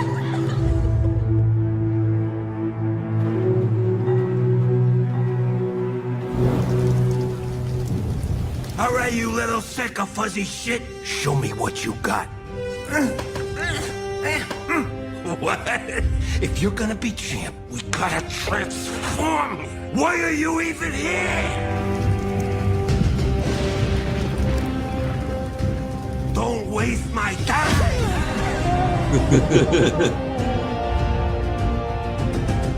Save us, Fuzzy, or we'll die!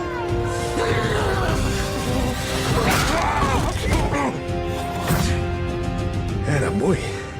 Attaboy. Eat bread, crap, burnt toast, carb load. This meat ain't gonna be itself. I've been taking dumps in there all day. Jab. What part of the game? Oh, here we go.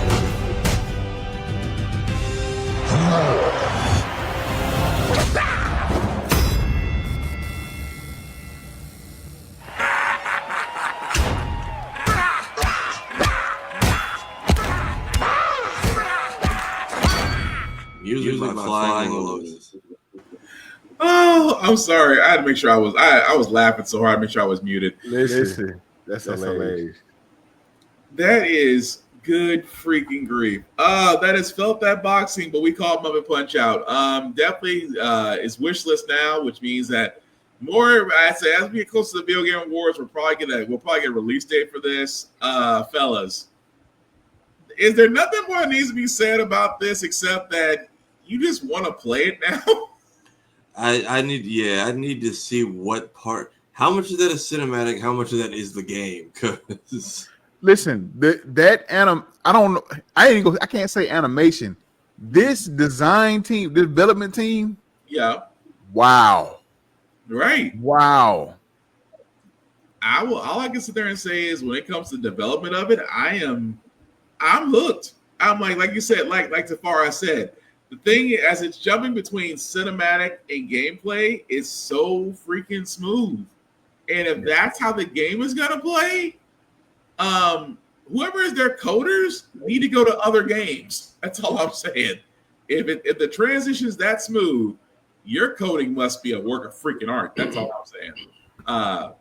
But what else can we add to Muppet Punch Out? Because like Joe said, there are different characters there that look you're fighting.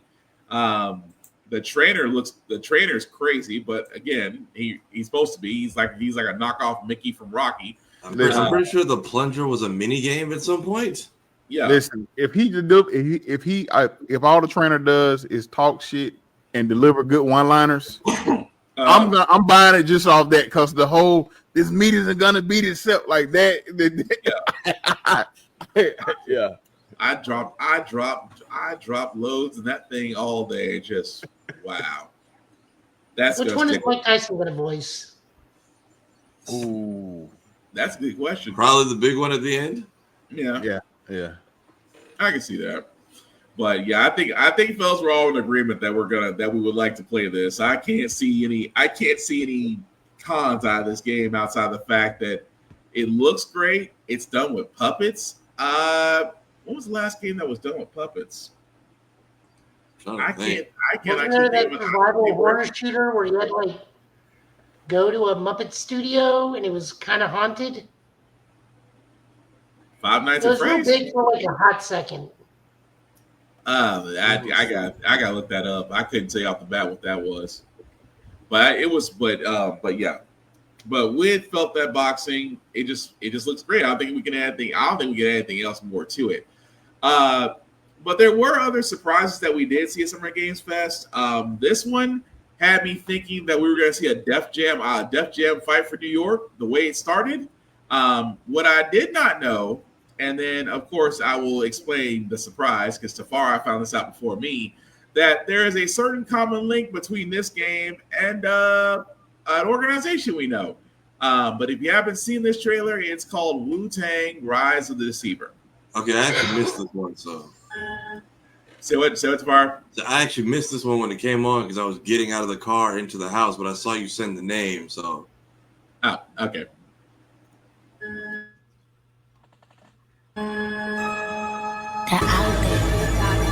Gotta rescue mom. This is what we gotta protect. We cannot choose where people's dreams get snatched up out here. Find Inspector Deck, find Rizzo, find Master Kill, find Jizzle, find Method, find Raycon, you find Khaled, find Ghostface Killer. Where is the Wu-Tang Clan? Find them.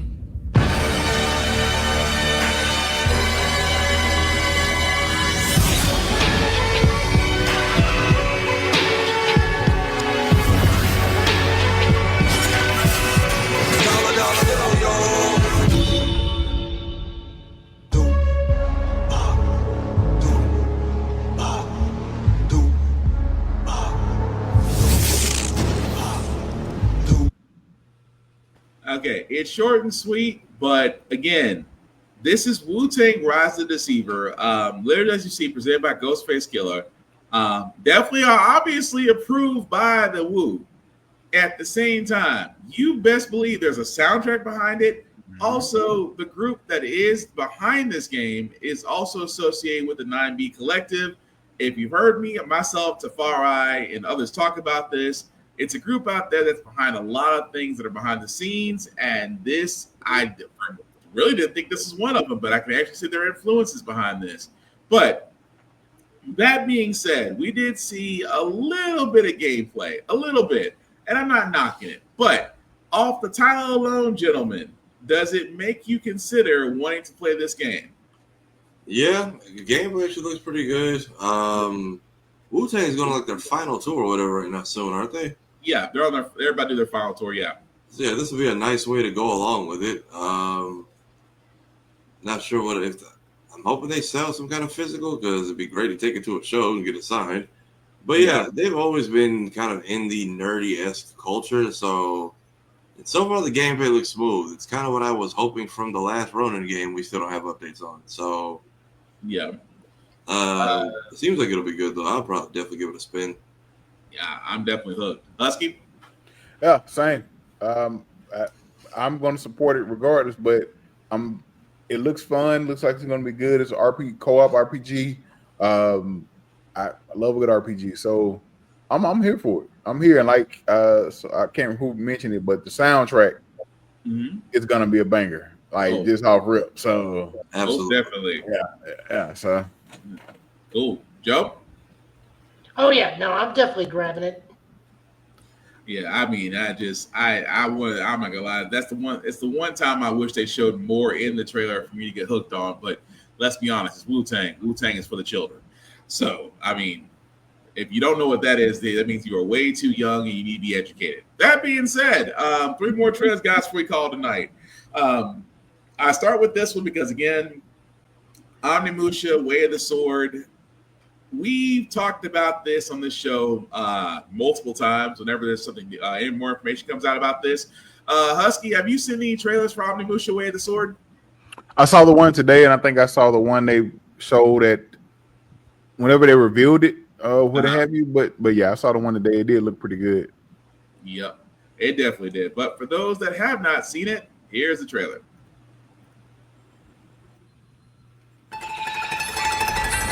This isn't hell or my world. What is this place? Kill Ray. Also, you don't have a chance.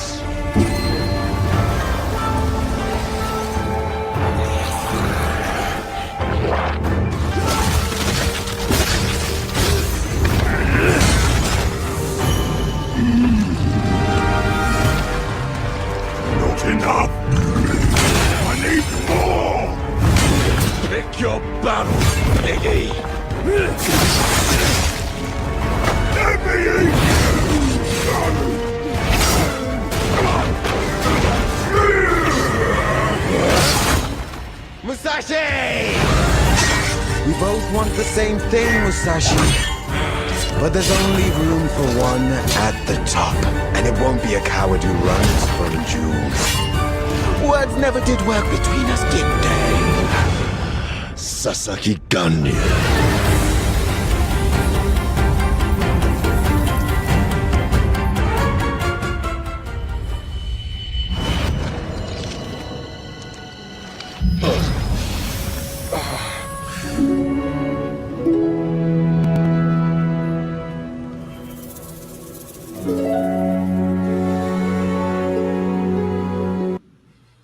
Yep. All I want to do is play it now. As you can see, guys, still wish listed for next year. This will probably come out before GTA 6. It's more than likely will probably come out before GTA 6. What more can we say about this, fellas, outside the fact that... Joe, you're muted. I say what? No, Joe was saying something. He was muted. Oh, what are you saying, Joe? Kingdom Hearts 4 will come out before GTA 6. No, I think I think we're officially in the race for who's going to come out last. Like they gave us some screenshots and a canceled game and said, "How dare you beat our DLC? We're closing the portal." Damn. We try to summon at DreamCon and everything, and I think it made it worse. Yep, I can see that. But yeah, So- anybody else would add anything to this? Yeah, so the interesting thing is they named this dude Sasaki Ganryu, and Ganryu. That's not right. So Musashi's greatest fight is actually happened in, where is it? 1612 Okay. on the island of Ganryu, where he fights Sasaki Kojiro. So I find it interesting that we've renamed him to Sasaki Ganryu based off the island he was killed. Once again, I'm starting to wonder if this is a prequel to that Onimusha anime that came out not too long ago, because this is Musashi young, and the Musashi in the anime is old. Older, yeah. Based off the actor, God, I can't think of his name right now for the life of me. In fact, there's even a Toshiro Mifune movie based on the fight called Duel at Ganryu Island. It might be a play on words. I think it might be a play. I think it might be a play on the name versus them actually going to the fight. It probably definitely is, but once again, both versions of Musashi here and in the anime are both played at different stages of Toshiro Mifune's life. Like, old Mifune is the face of Musashi in the anime. And this is based on young Mifune as young Musashi in the game. So this has to be a prequel. Probably I so. get that because he fights... Sasaki is the final boss in the anime too, or one of the final bosses in the anime too. True. I don't know. If it's I hope they do take some elements, but I hope they don't stay too linear to it. That's the only thing I'm worried about. But like I said, this is all spitballing until we actually get closer to 2026. Which also, by the way, I have to name drop this. Don't forget that I did do a full playthrough stream of Onimusha 2. That's also a charity stream from Middle Tennessee API. The donation is in the link in all the videos. They are an API advocacy group and just overall a good community building group I'm very, very happy to be a part of. They are all bot texting. Some of them are texting me on what my Final Fantasy MTG pools were. So also that, but no, I am really looking forward to this. It is my hope that we will get to Onimusha 3 and Onimusha Dawn of Dreams remastered. Because Dawn of Dreams did not get enough love because that just came out like at a bad time where it just didn't do well, and that's what killed the franchise. Yeah. But I mean, we had Onimusha Tactics on Game Boy. We had that not Smash Brothers, Power Stone, Onimusha Warlords. Which kind of says a lot, but yeah. I mean, like I said. Well, I hope we get the one with Jean Renault. Oh, I'm pretty sure we will way of the sword. But like I said, as we said, at this point, it's all about who gets to 2026 and beats GTA 6 first. Next to last trailer that we do got, guys. Again, we actually have a name for this one. We were calling it Project Century for the longest time. It actually has now a name to it. The next from Ryan Gotta Studios, called Stranger Than Heaven. And I'm gonna be honest, looks nice. With a song in my heart, ever since we've been alone, whenever I'm feeling blue, let us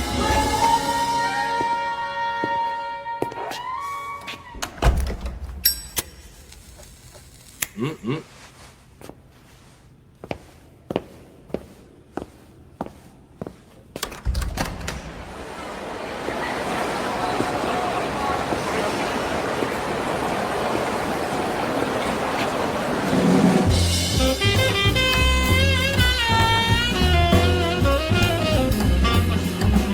I've been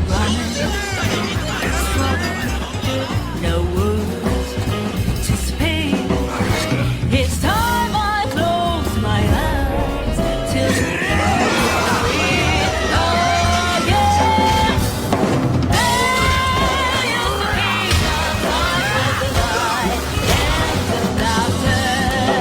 Still running young and walking free. Let us take love on life. Got a name? Mako. Daito. Daito. A Jap then, huh? Don't I look like one? You're not? Hold on. So, what are you then? Shana. 俺が知りてえや。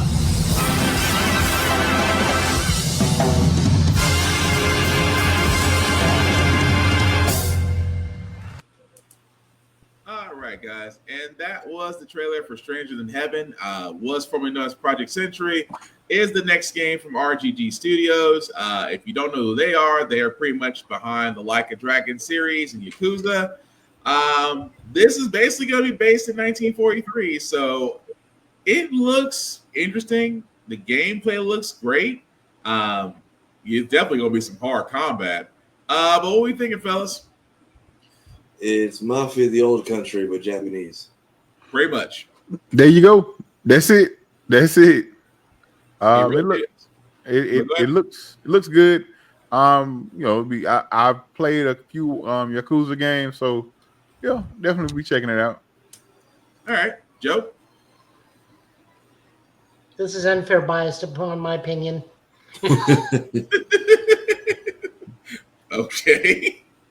Well, I mean, I play and own every single Yakuza game, so yeah. I know. That's why I'm looking at you like, what's your opinion?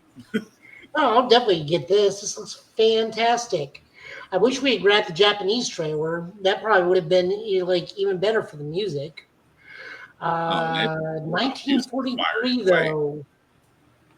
God, 1943 Japan. That's such a tumultuous time between the fire bombings, the nuclear bomb that attack Godzilla did. Yeah. Of course, the Godzilla reference, but you're not wrong though.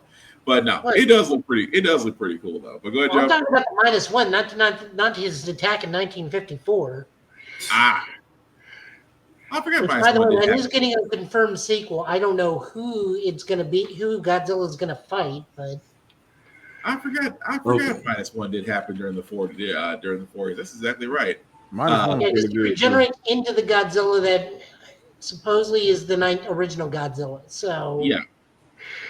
No, Godzilla joking aside, this looks really good.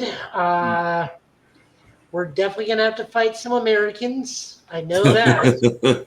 Of course. Okinawa in 1943. I don't think Okinawa is 4 years before that event. No, Okinawa, where we put up an army base on Okinawa. Yeah. Yeah. Okay. Yeah. But I mean, there are still naval ships where the Americans can like come to the mainland at that point. True. So, oh my God, I just realized we're gonna have to find sailors, aren't we? Yep. You God gotta damn. fight. You gotta fight Navy, man. You're probably gonna wind up fighting. No, I'm thinking of what's the Sega game where Which it's way you talk basically about? Yakuza? You're not talking about Like a Dragon 3, are you? Like a Dragon 3. No. It's a whole franchise where the third one finally came out and it sucked. It's a Sega game. Shenmue. Oh yeah, Shenmue. I'm making the Shenmue reference because he had to find sailors. Oh, okay. That's like Shenmue. Yeah, that's true. Shenmue 3 did it to fight sailors. No, I'm just sitting there thinking, it's like, no, I'm really looking forward to this. This is a very interesting time period for any organized crime game because this is at the height of organized crime. Like between here to Vietnam, this is a big rise in organized crime almost across the globe, but mostly America and Japan. Yeah, it's true. Primarily American. Yeah, but it should be interesting though. It should be interesting because, like I said, RGG Studios hasn't put out a bad game yet, so we will definitely see. But the last trailer we do got, guys, before we do call tonight, again, I held this off because Capcom decided they wanted to tease us, and then, of course, in typical Summer Games Fest fashion, the last trailer is always a surprise that nobody saw coming. And what it was the announcement of the next Resident Evil game, Resident Evil Requiem. If you haven't seen the trailer, let me stress this very heavily. It's Resident Evil, which means viewer discretion is advised.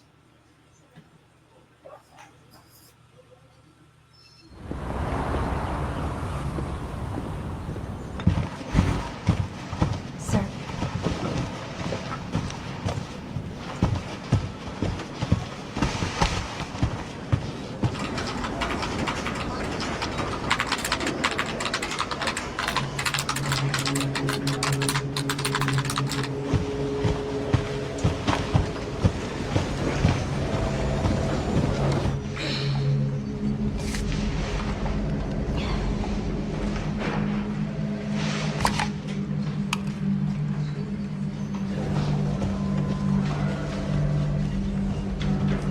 Grace. Grace. Grace Ashcroft. Yes? My office. Coming.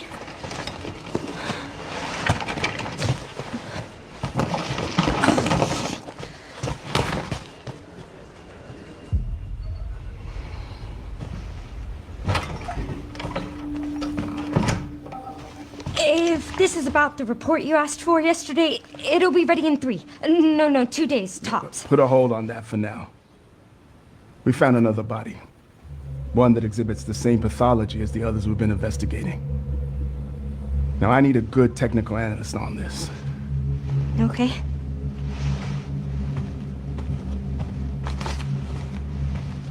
I need your eyes on the crime scene. The Renwood Hotel.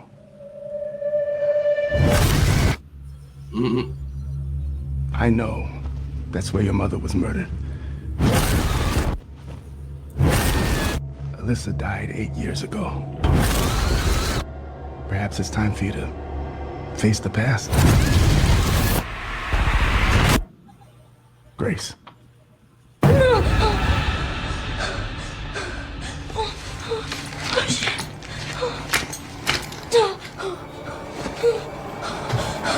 What is this?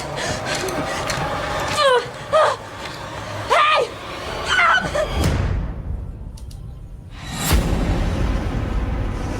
Stay close.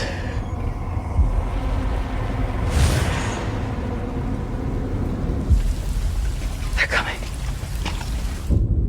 I know now that you're the one that I've been searching for. The special one. The chosen one. Miss Ashcroft.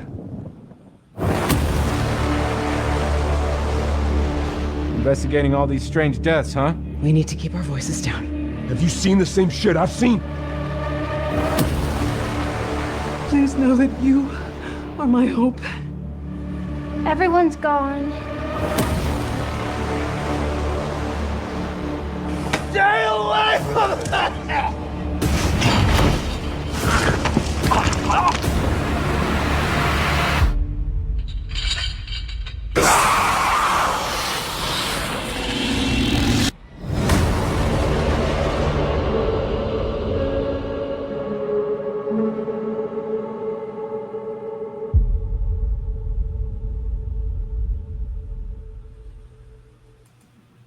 All right. And that, guys, was Resident Evil 9, otherwise known as Resident Evil Requiem.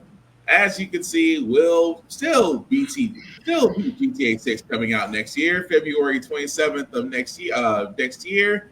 I will say this, I'll just keep it short and sweet. As a Resident Evil fan, I'm playing it. Biohazard brought me back to the series because 6 was terrible. 8 being Village, loved it to death. So I do love the fact that Requiem being 9, I'm still going to play it. Love the fact they're taking Ashcroft's character from Outbreak and really running from that one. If you haven't played Resident Evil Outbreak, this is basically the continuation of that character. I know a lot of people are wondering, why are we not going with Rose Winters? Keep in mind, that story is still ongoing because everybody thought that, she would be the next character, everybody thought she would be the main character in the next Resident Evil series, considering the fact of her DLC. Keep in mind, she's still with the BSAA. She's still out there in the world, so she actually may appear in another Resident Evil game. That being said, as you can see, they are going back to Raccoon City, which is now a crater. For anybody that doesn't remember Resident Evil 2, the city pretty much got blown up, and you had to escape it in time. And it's kind of funny that we're now going back to it, and Leon is nowhere to be found. Leon nor Claire, which is also a question of we're going to see them, whether or not we're going to see them in the game. But overall, I'm down to watch. I'm down to watch it, down to play it. But what do you guys think? So this is the same character from Village or somebody from, because I forgot how that game ended. Ashcroft was Resident Evil Outbreak. So she's from a completely different Resident Evil. It's so crazy. Her story. It's like different lines of the Resident Evil story. Like her story in Outbreak is what they're playing off of in Requiem now, which Outbreak leads back to Raccoon City, and Outbreak and Resident Evil 2 ran concurrently. I'm sorry, 3 ran concurrently. So here's how it goes. So Resident Evil Outbreak 1 and 2 are the early days of the zombie takeover Raccoon City, right. And it was a online multiplayer game where you cooperatively work together to get out of Raccoon City. Pretty much. Over 1998, 99, 2000 dial-up. Yeah. Internet gameplay. When internet speeds were not the speeds that we now know and love. Needless to say, the game is very easy, except for the fact that you were on dial-up. Yeah. Also, you had to fight a zombie elephant. Yeah. So my only question with is Raccoon City got nuked? How far in the future are we? Because that thing should be as irradiated as Chernobyl. See, I don't know if it was a nuke or a neutron bomb because they never did specify. They never did specify it was a clean bomb or a nuke. And I think they take that gray area. I mean, I agree with you, but I think they're taking that gray area though, because the fact that they're showing Raccoon City and and that also could be a red herring. We may not be going back to Raccoon City. They may just be showing aerial photos for all we know. So that could be a distraction. Could be, but either way, I'm hooked. Hokage, Tafari. I'll check it out. Maybe I think I got a free copy of 7. I need to work my way from there. I have never really touched Resident Evil. Same. I haven't played an actual Resident Evil game, like sat and played through a Resident Evil game for the most part since like Resident Evil 2, like original Resident Evil 2. So and you play remake. Yeah, I may get judged for this. Really don't care. Like I'll probably watch somebody play through it. I'm not big because once again, this is me. I'm not big on Resident Evil games. I want to check them out. They look interesting, but all the running back and forth, like I was watching, got play through I think it was 7 or 8, and you have to go from one spot, then you go over there, then you come back to the same. I was like, yep. I'll just watch for the story. 7 will have you learn. 7 will have you testing your memory very much. Yeah. Between 7 and 8, they'll have you testing your memory. Yeah. It was like I say, it's a great series, great games. I love the lore. I love all the lore. Like that's why I'll watch somebody play it. It gives me an opportunity to kind of watch and see what's going on, get the story. So I'm probably gonna watch somebody play through it, but it looks really good. Okay. Joe, anything more you want to add to Resident Evil Requiem? I just want to know where Leon or Claire is and where that promised remake of Code Veronica is. Oh, we'll never get that. I won't be honest, and I'm just gonna say this before we wrap it up. We're not gonna get Code Veronica. We're not gonna get a because usually it works in that we get a remake every so often when they do a mainline. Yeah. So if it were anything, they will do a remake of 0, and then they'll do a remake of Code Veronica. 0 I agree with, but for some odd reason, Code Veronica is like the persona non grata that they will not touch. I don't know why, because again, Code Veronica was a great game. It does need to be remade and remastered, but for some odd reason, they don't seem to be too focused on it. I don't know why, but I mean, we kind of badgered them into making the remake of 2, so. We'll badger them into the remake of Code Veronica at some point. We bullied them into 2 and 3. So that, although 5 deserved a remake too, because 5 actually got a bad rap, and I actually liked 5. But that's 5, you got to cut out some of the game or re-engineer how some enemies look. Re-engineer them.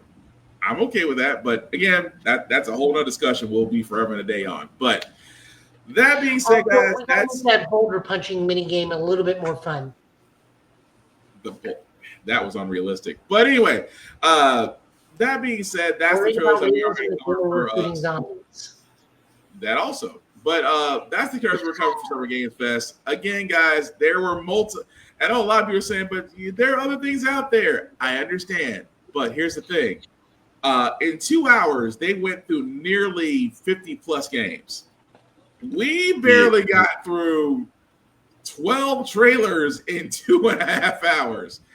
Again, these are our picks. It doesn't mean that we're experts. It's just the fact that things that have caught our eye. If things have caught your eye, let us know what you guys think in the comments. Also, really quickly, guys, if we were to give Summer Games Fest a grade, whether A for effort or all the way through F for failure, just around the bend, what do we think? I'm going to start with you, Husky.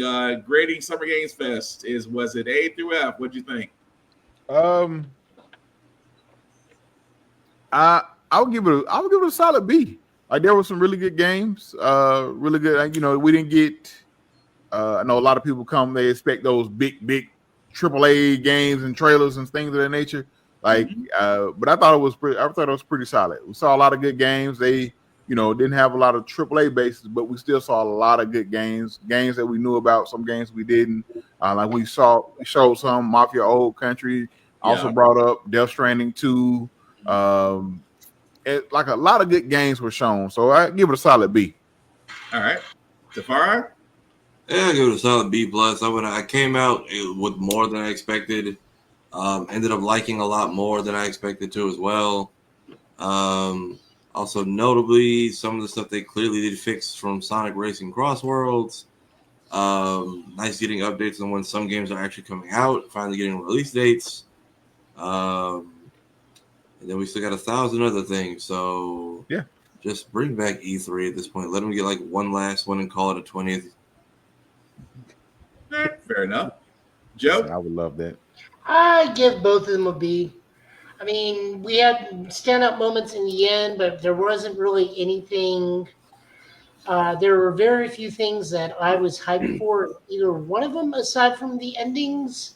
Mm-hmm. I mean, there's just bits and bobs all around, but not like wow and dazzling all the way through. But we're not entirely done because there's also Xbox coming, and then supposedly there's a Nintendo one potentially next week. Mm-hmm. So, I mean, we're not over yet. I mean, all Xbox I'm expecting them to come do is just come out going, we're hooked up with Steam, and then just leave. Yeah, pretty much. I mean, they wouldn't be wrong in that. I'm gonna join y'all guys in that as well for Summer Games Fest. I give it a B because again, I love the fact a lot of indie games have a lot more shine. I'm not disappointed in the fact that the so-called quote unquote big IPs didn't show here. Keep in mind, we still have the game show, Game Awards in December. So guaranteed between Summer Games Fest and the Video Game Awards, you will probably get your answer on whatever games you're waiting on between here and December. I promise you. But overall, still solid showing. And like Joe said, we still have other events that are happening during this weekend, and of course, Microsoft's with their developer digital on Sunday. So again, whatever news is actually happening, then we'll definitely bring it to the forefront for next week. So, with that being said, that's pretty much going to do it for this podcast. And as we do sign off, of course, guests always go first. Husky Hokage, thank you for being on with us. We certainly do appreciate it. It's definitely been an honor, sir. But we do like to do shameless plugging at the end of this show. So I'm going to start with you. Anything you want to let people know where they can find you, shows, and things of that nature? Sure. Appreciate it. Well, first off, thank you guys for inviting me, man. I really had a good time. Really enjoyed chilling with you guys. You can always find me at the Husky Hokage on pretty much everything. TikTok, YouTube, Twitter, Instagram. Also, I am a contributor / writer for gamersocialclub.ca. I have reviews, news articles, things of that nature. You can go check us out there. We cover all gaming stuff, whether it be big stuff, little stuff. We cover as a great group of people over there that I get an opportunity to kind of write with and work with. Also, I have a podcast as well. It's called Victory Road, a gaming podcast. We usually we drop on Thursday, 7:30. You can check it under my Twitch channel at the Husky Hokage, or you can go to the Blurred Syndicate at YouTube. We're on there as well. But every Thursday, 7:30, me and my cousin we talk about games. We do interviews. Hopefully, we can get these guys to come on. But we do interviews. We bring on other gamers, and we just have a good time, man. But yeah, that's about it. Nice. Well, yeah, definitely have an honor having you on here at GetBit, and I can tell you between myself, Tafari, and Joe, hey, if you invite us, we're there. Sure. Invite us there, we'll definitely join you on that. But I do also got to throw it to the man, the myth, the legend, who at this point, let's just be honest, he's known. Tafari, you want people to know what you're doing, sir? I will be locked away in a laboratory now that my computer is back from the grave for a third time or fourth. I've lost count at this point. Finally getting some stuff edited. I will be going through footage from MomoCon and DreamCon. We just dropped the press conference today, it was supposed to be just two people, but ended up being almost the entire Boondocks cast. So we have Gary Anthony Williams, Yamara Taylor, Cedric Yarborough, and Rodney Barnes. Those people are hilarious. Also did on Room Full of Blurs channel, I was cameraman. We got Megan Thee Stallion's whole panel. We got the Boondocks reunion. We have the surprise visit from Ironheart herself, as well as getting to watch the Ironheart trailer with Ironheart. My own channel, I dropped a small little think piece about just the current state of the con world. Wrap it up, lady, but thank you. Y'all still on. Hey, we wait, because I had it on the background of my other laptop. Did you finish? Yeah, but about to sign off. I think she's still playing. Yeah, I still have her live on mine, so she must have just came over, took a peek. Nope. She wrapped it up. Stream ended 42 seconds ago. Okay. Let me see. Yeah. Finally got to link up with a lot of people. You can catch me on the last two episodes of the How to Nerd podcast. We did a pre and post DreamCon wrap up with Cleo Thomas and the crew. Finally, after a year, got to hang out with the guys from Trapped in Anime TV. So That was kind of an on-the-fly thing, especially the ending. I just grabbed a bunch of random people. Let's see what else we have going on over here. Yeah, stuff coming on Blurred's Eye. I did a Goofy movie animatic for my idea for a third film, which Carl Jones gave my sister his props for her storyboard, so that's on the channel to check out as well. Follow me on all the things. I will keep y'all up to date when I remember what else I have to do. All right, sweet. Joe, the man who is always busy, especially during the API month. Will let people know what you're doing, sir? Oh, well, also, first off, happy Pride Month, everybody. Oh, yeah, we completely forgot that. Our bad. The actor of Martok from Star Trek says, "Glory to you and your preferences." So that's going on. So I will be with the API people in the Pride Parade this month as an ally. Tomorrow I will be at Nashville Comic-Con with the Tennessee Ghostbusters. Then after that, I'll be back with my API group, because we're going to Maymax for an all-you-can-eat Filipino buffet and karaoke. Nice. I do it big when I can. According to Scott Adams, I am now the meaning of life as I'm 42. Nice.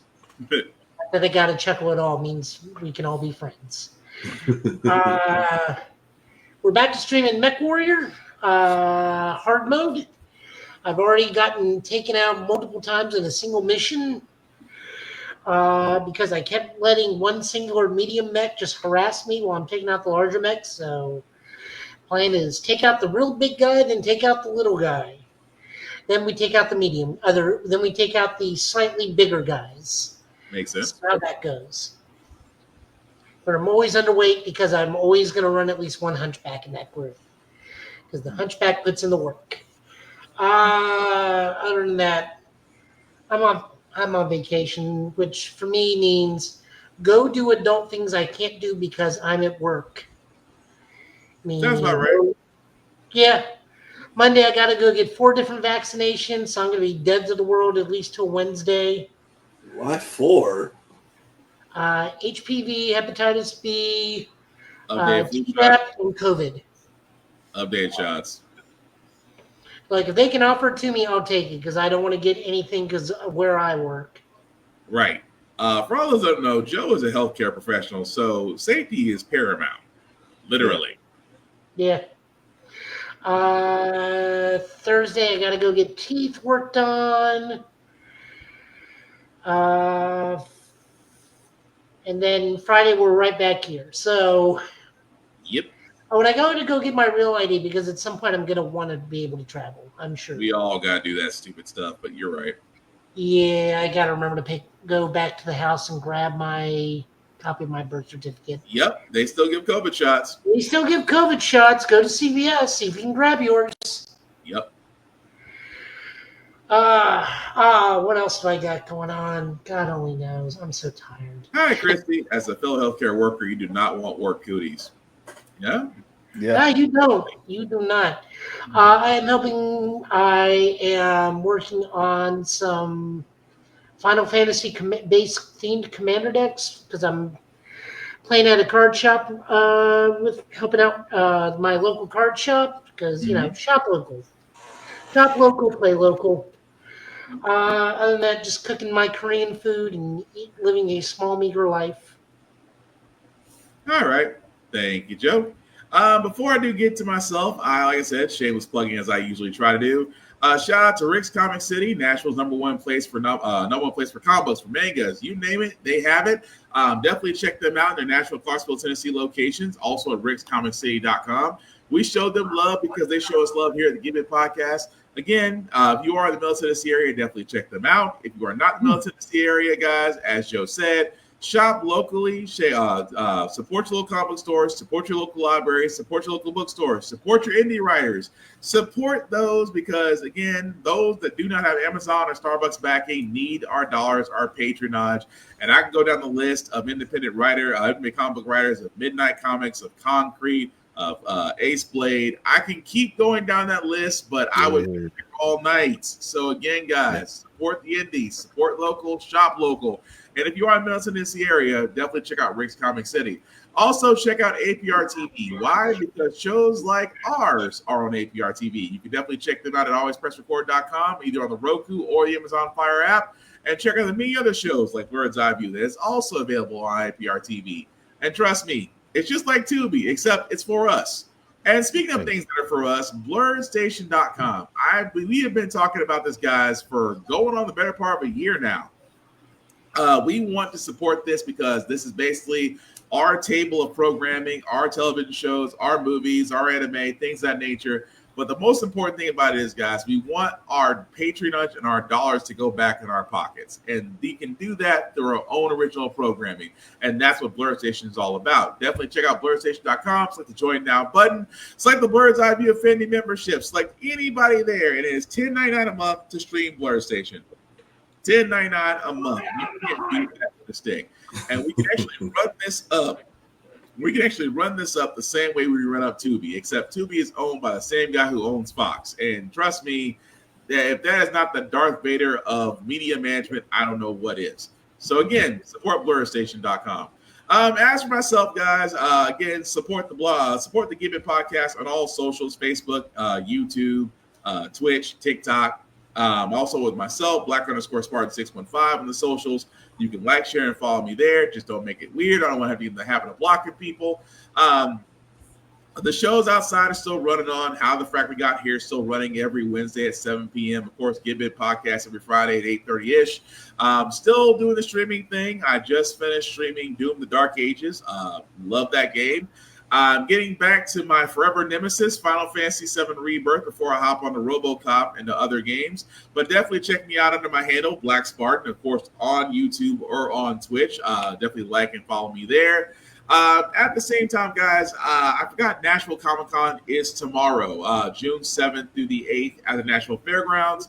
We'll try to make it if I can, but hey, life be lifing. If you can come out, or if you've never been to a con and you are in the Nashville area, definitely check it out. Have some fun. But there are rules. I would suggest going to Safari TV because he has a whole series of how to plan for a con, what to do at a con, what to do post-con, and also the do's and don'ts. I have 3 simple rules. Number 1, respect the cosplayer at all times. Cosplay is not consent. Please treat people like human beings. Not that freaking hard. Number 2, wash your ass. I cannot tell you how many times I've seen at a con now where they're handing out deodorant and soap. It is not freaking cute. Especially for me, for a guy who's got kids. Kids can be walking petri dishes, which means if they get sick, they get me sick. If you get my kid sick and I find out that you did, I'm whooping your ass. Simply put, guys, clean clothes, soap, water, and go enjoy yourself in the con. Don't let your deodorant don't let your funk introduce yourself before you're there. That's all I'm getting at. And the number 3 rule that I have for myself, as I have for everybody else: be nice, be kind, talk and share your fandoms. Note, I say talk and share. You can discuss, you can debate, but don't be a dick about it. And again, don't be a dick, and we'll all be cool. But as we wrap this up, again, we want to thank Husky Hokage for joining us. We also, again, guys, this is the weekend, and I'm stressing this a lot these days when it comes to the weekend, because I understand it's summertime, you want to be out. It's the weekend. What I mean by that is, please make smart decisions. You will not be able to see a judge on the weekend. You won't see a judge till Tuesday. Please make your decisions accordingly. I leave it at that. I have a sound for that one. Say what? I have a sound for that one. Go for it. Oh, it's okay. It's not okay. Why?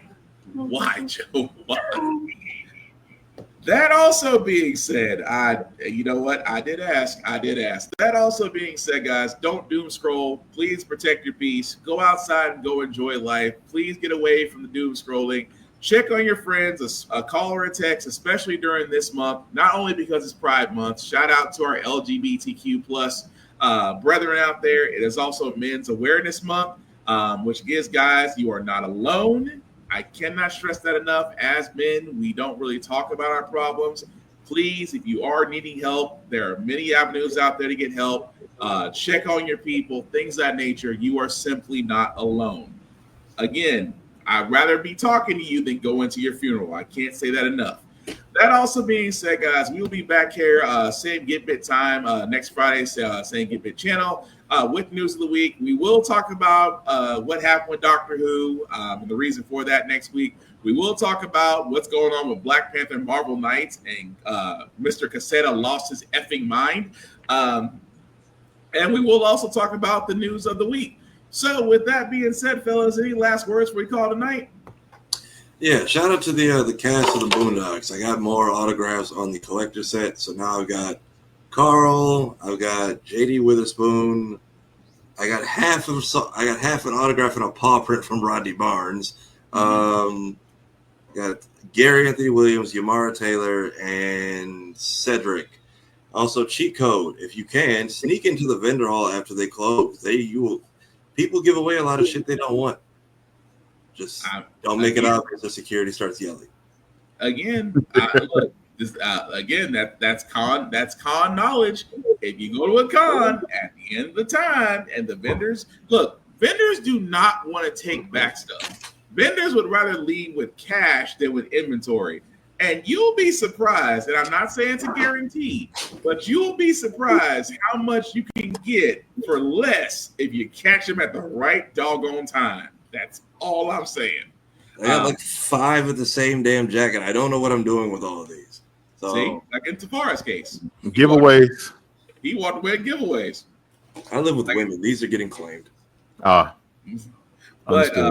I was gonna say, yeah, they're all hoodies. They won't make it out of the house. Damn. With that being said, again, Husky Hokage, thank you all for joining us. He's been Husky Hokage. He's been Joe. He's been Sparra. I have been Will. This has been the Get Bit Podcast for tonight, guys. Thank you all for watching, for liking, for giving us your comments. We will catch you on the flip, guys. Take care of yourselves and each other, and I promise we will get through this. Have a good weekend. Please be safe. Make smart decisions, and Monday's coming. Peace. Just once.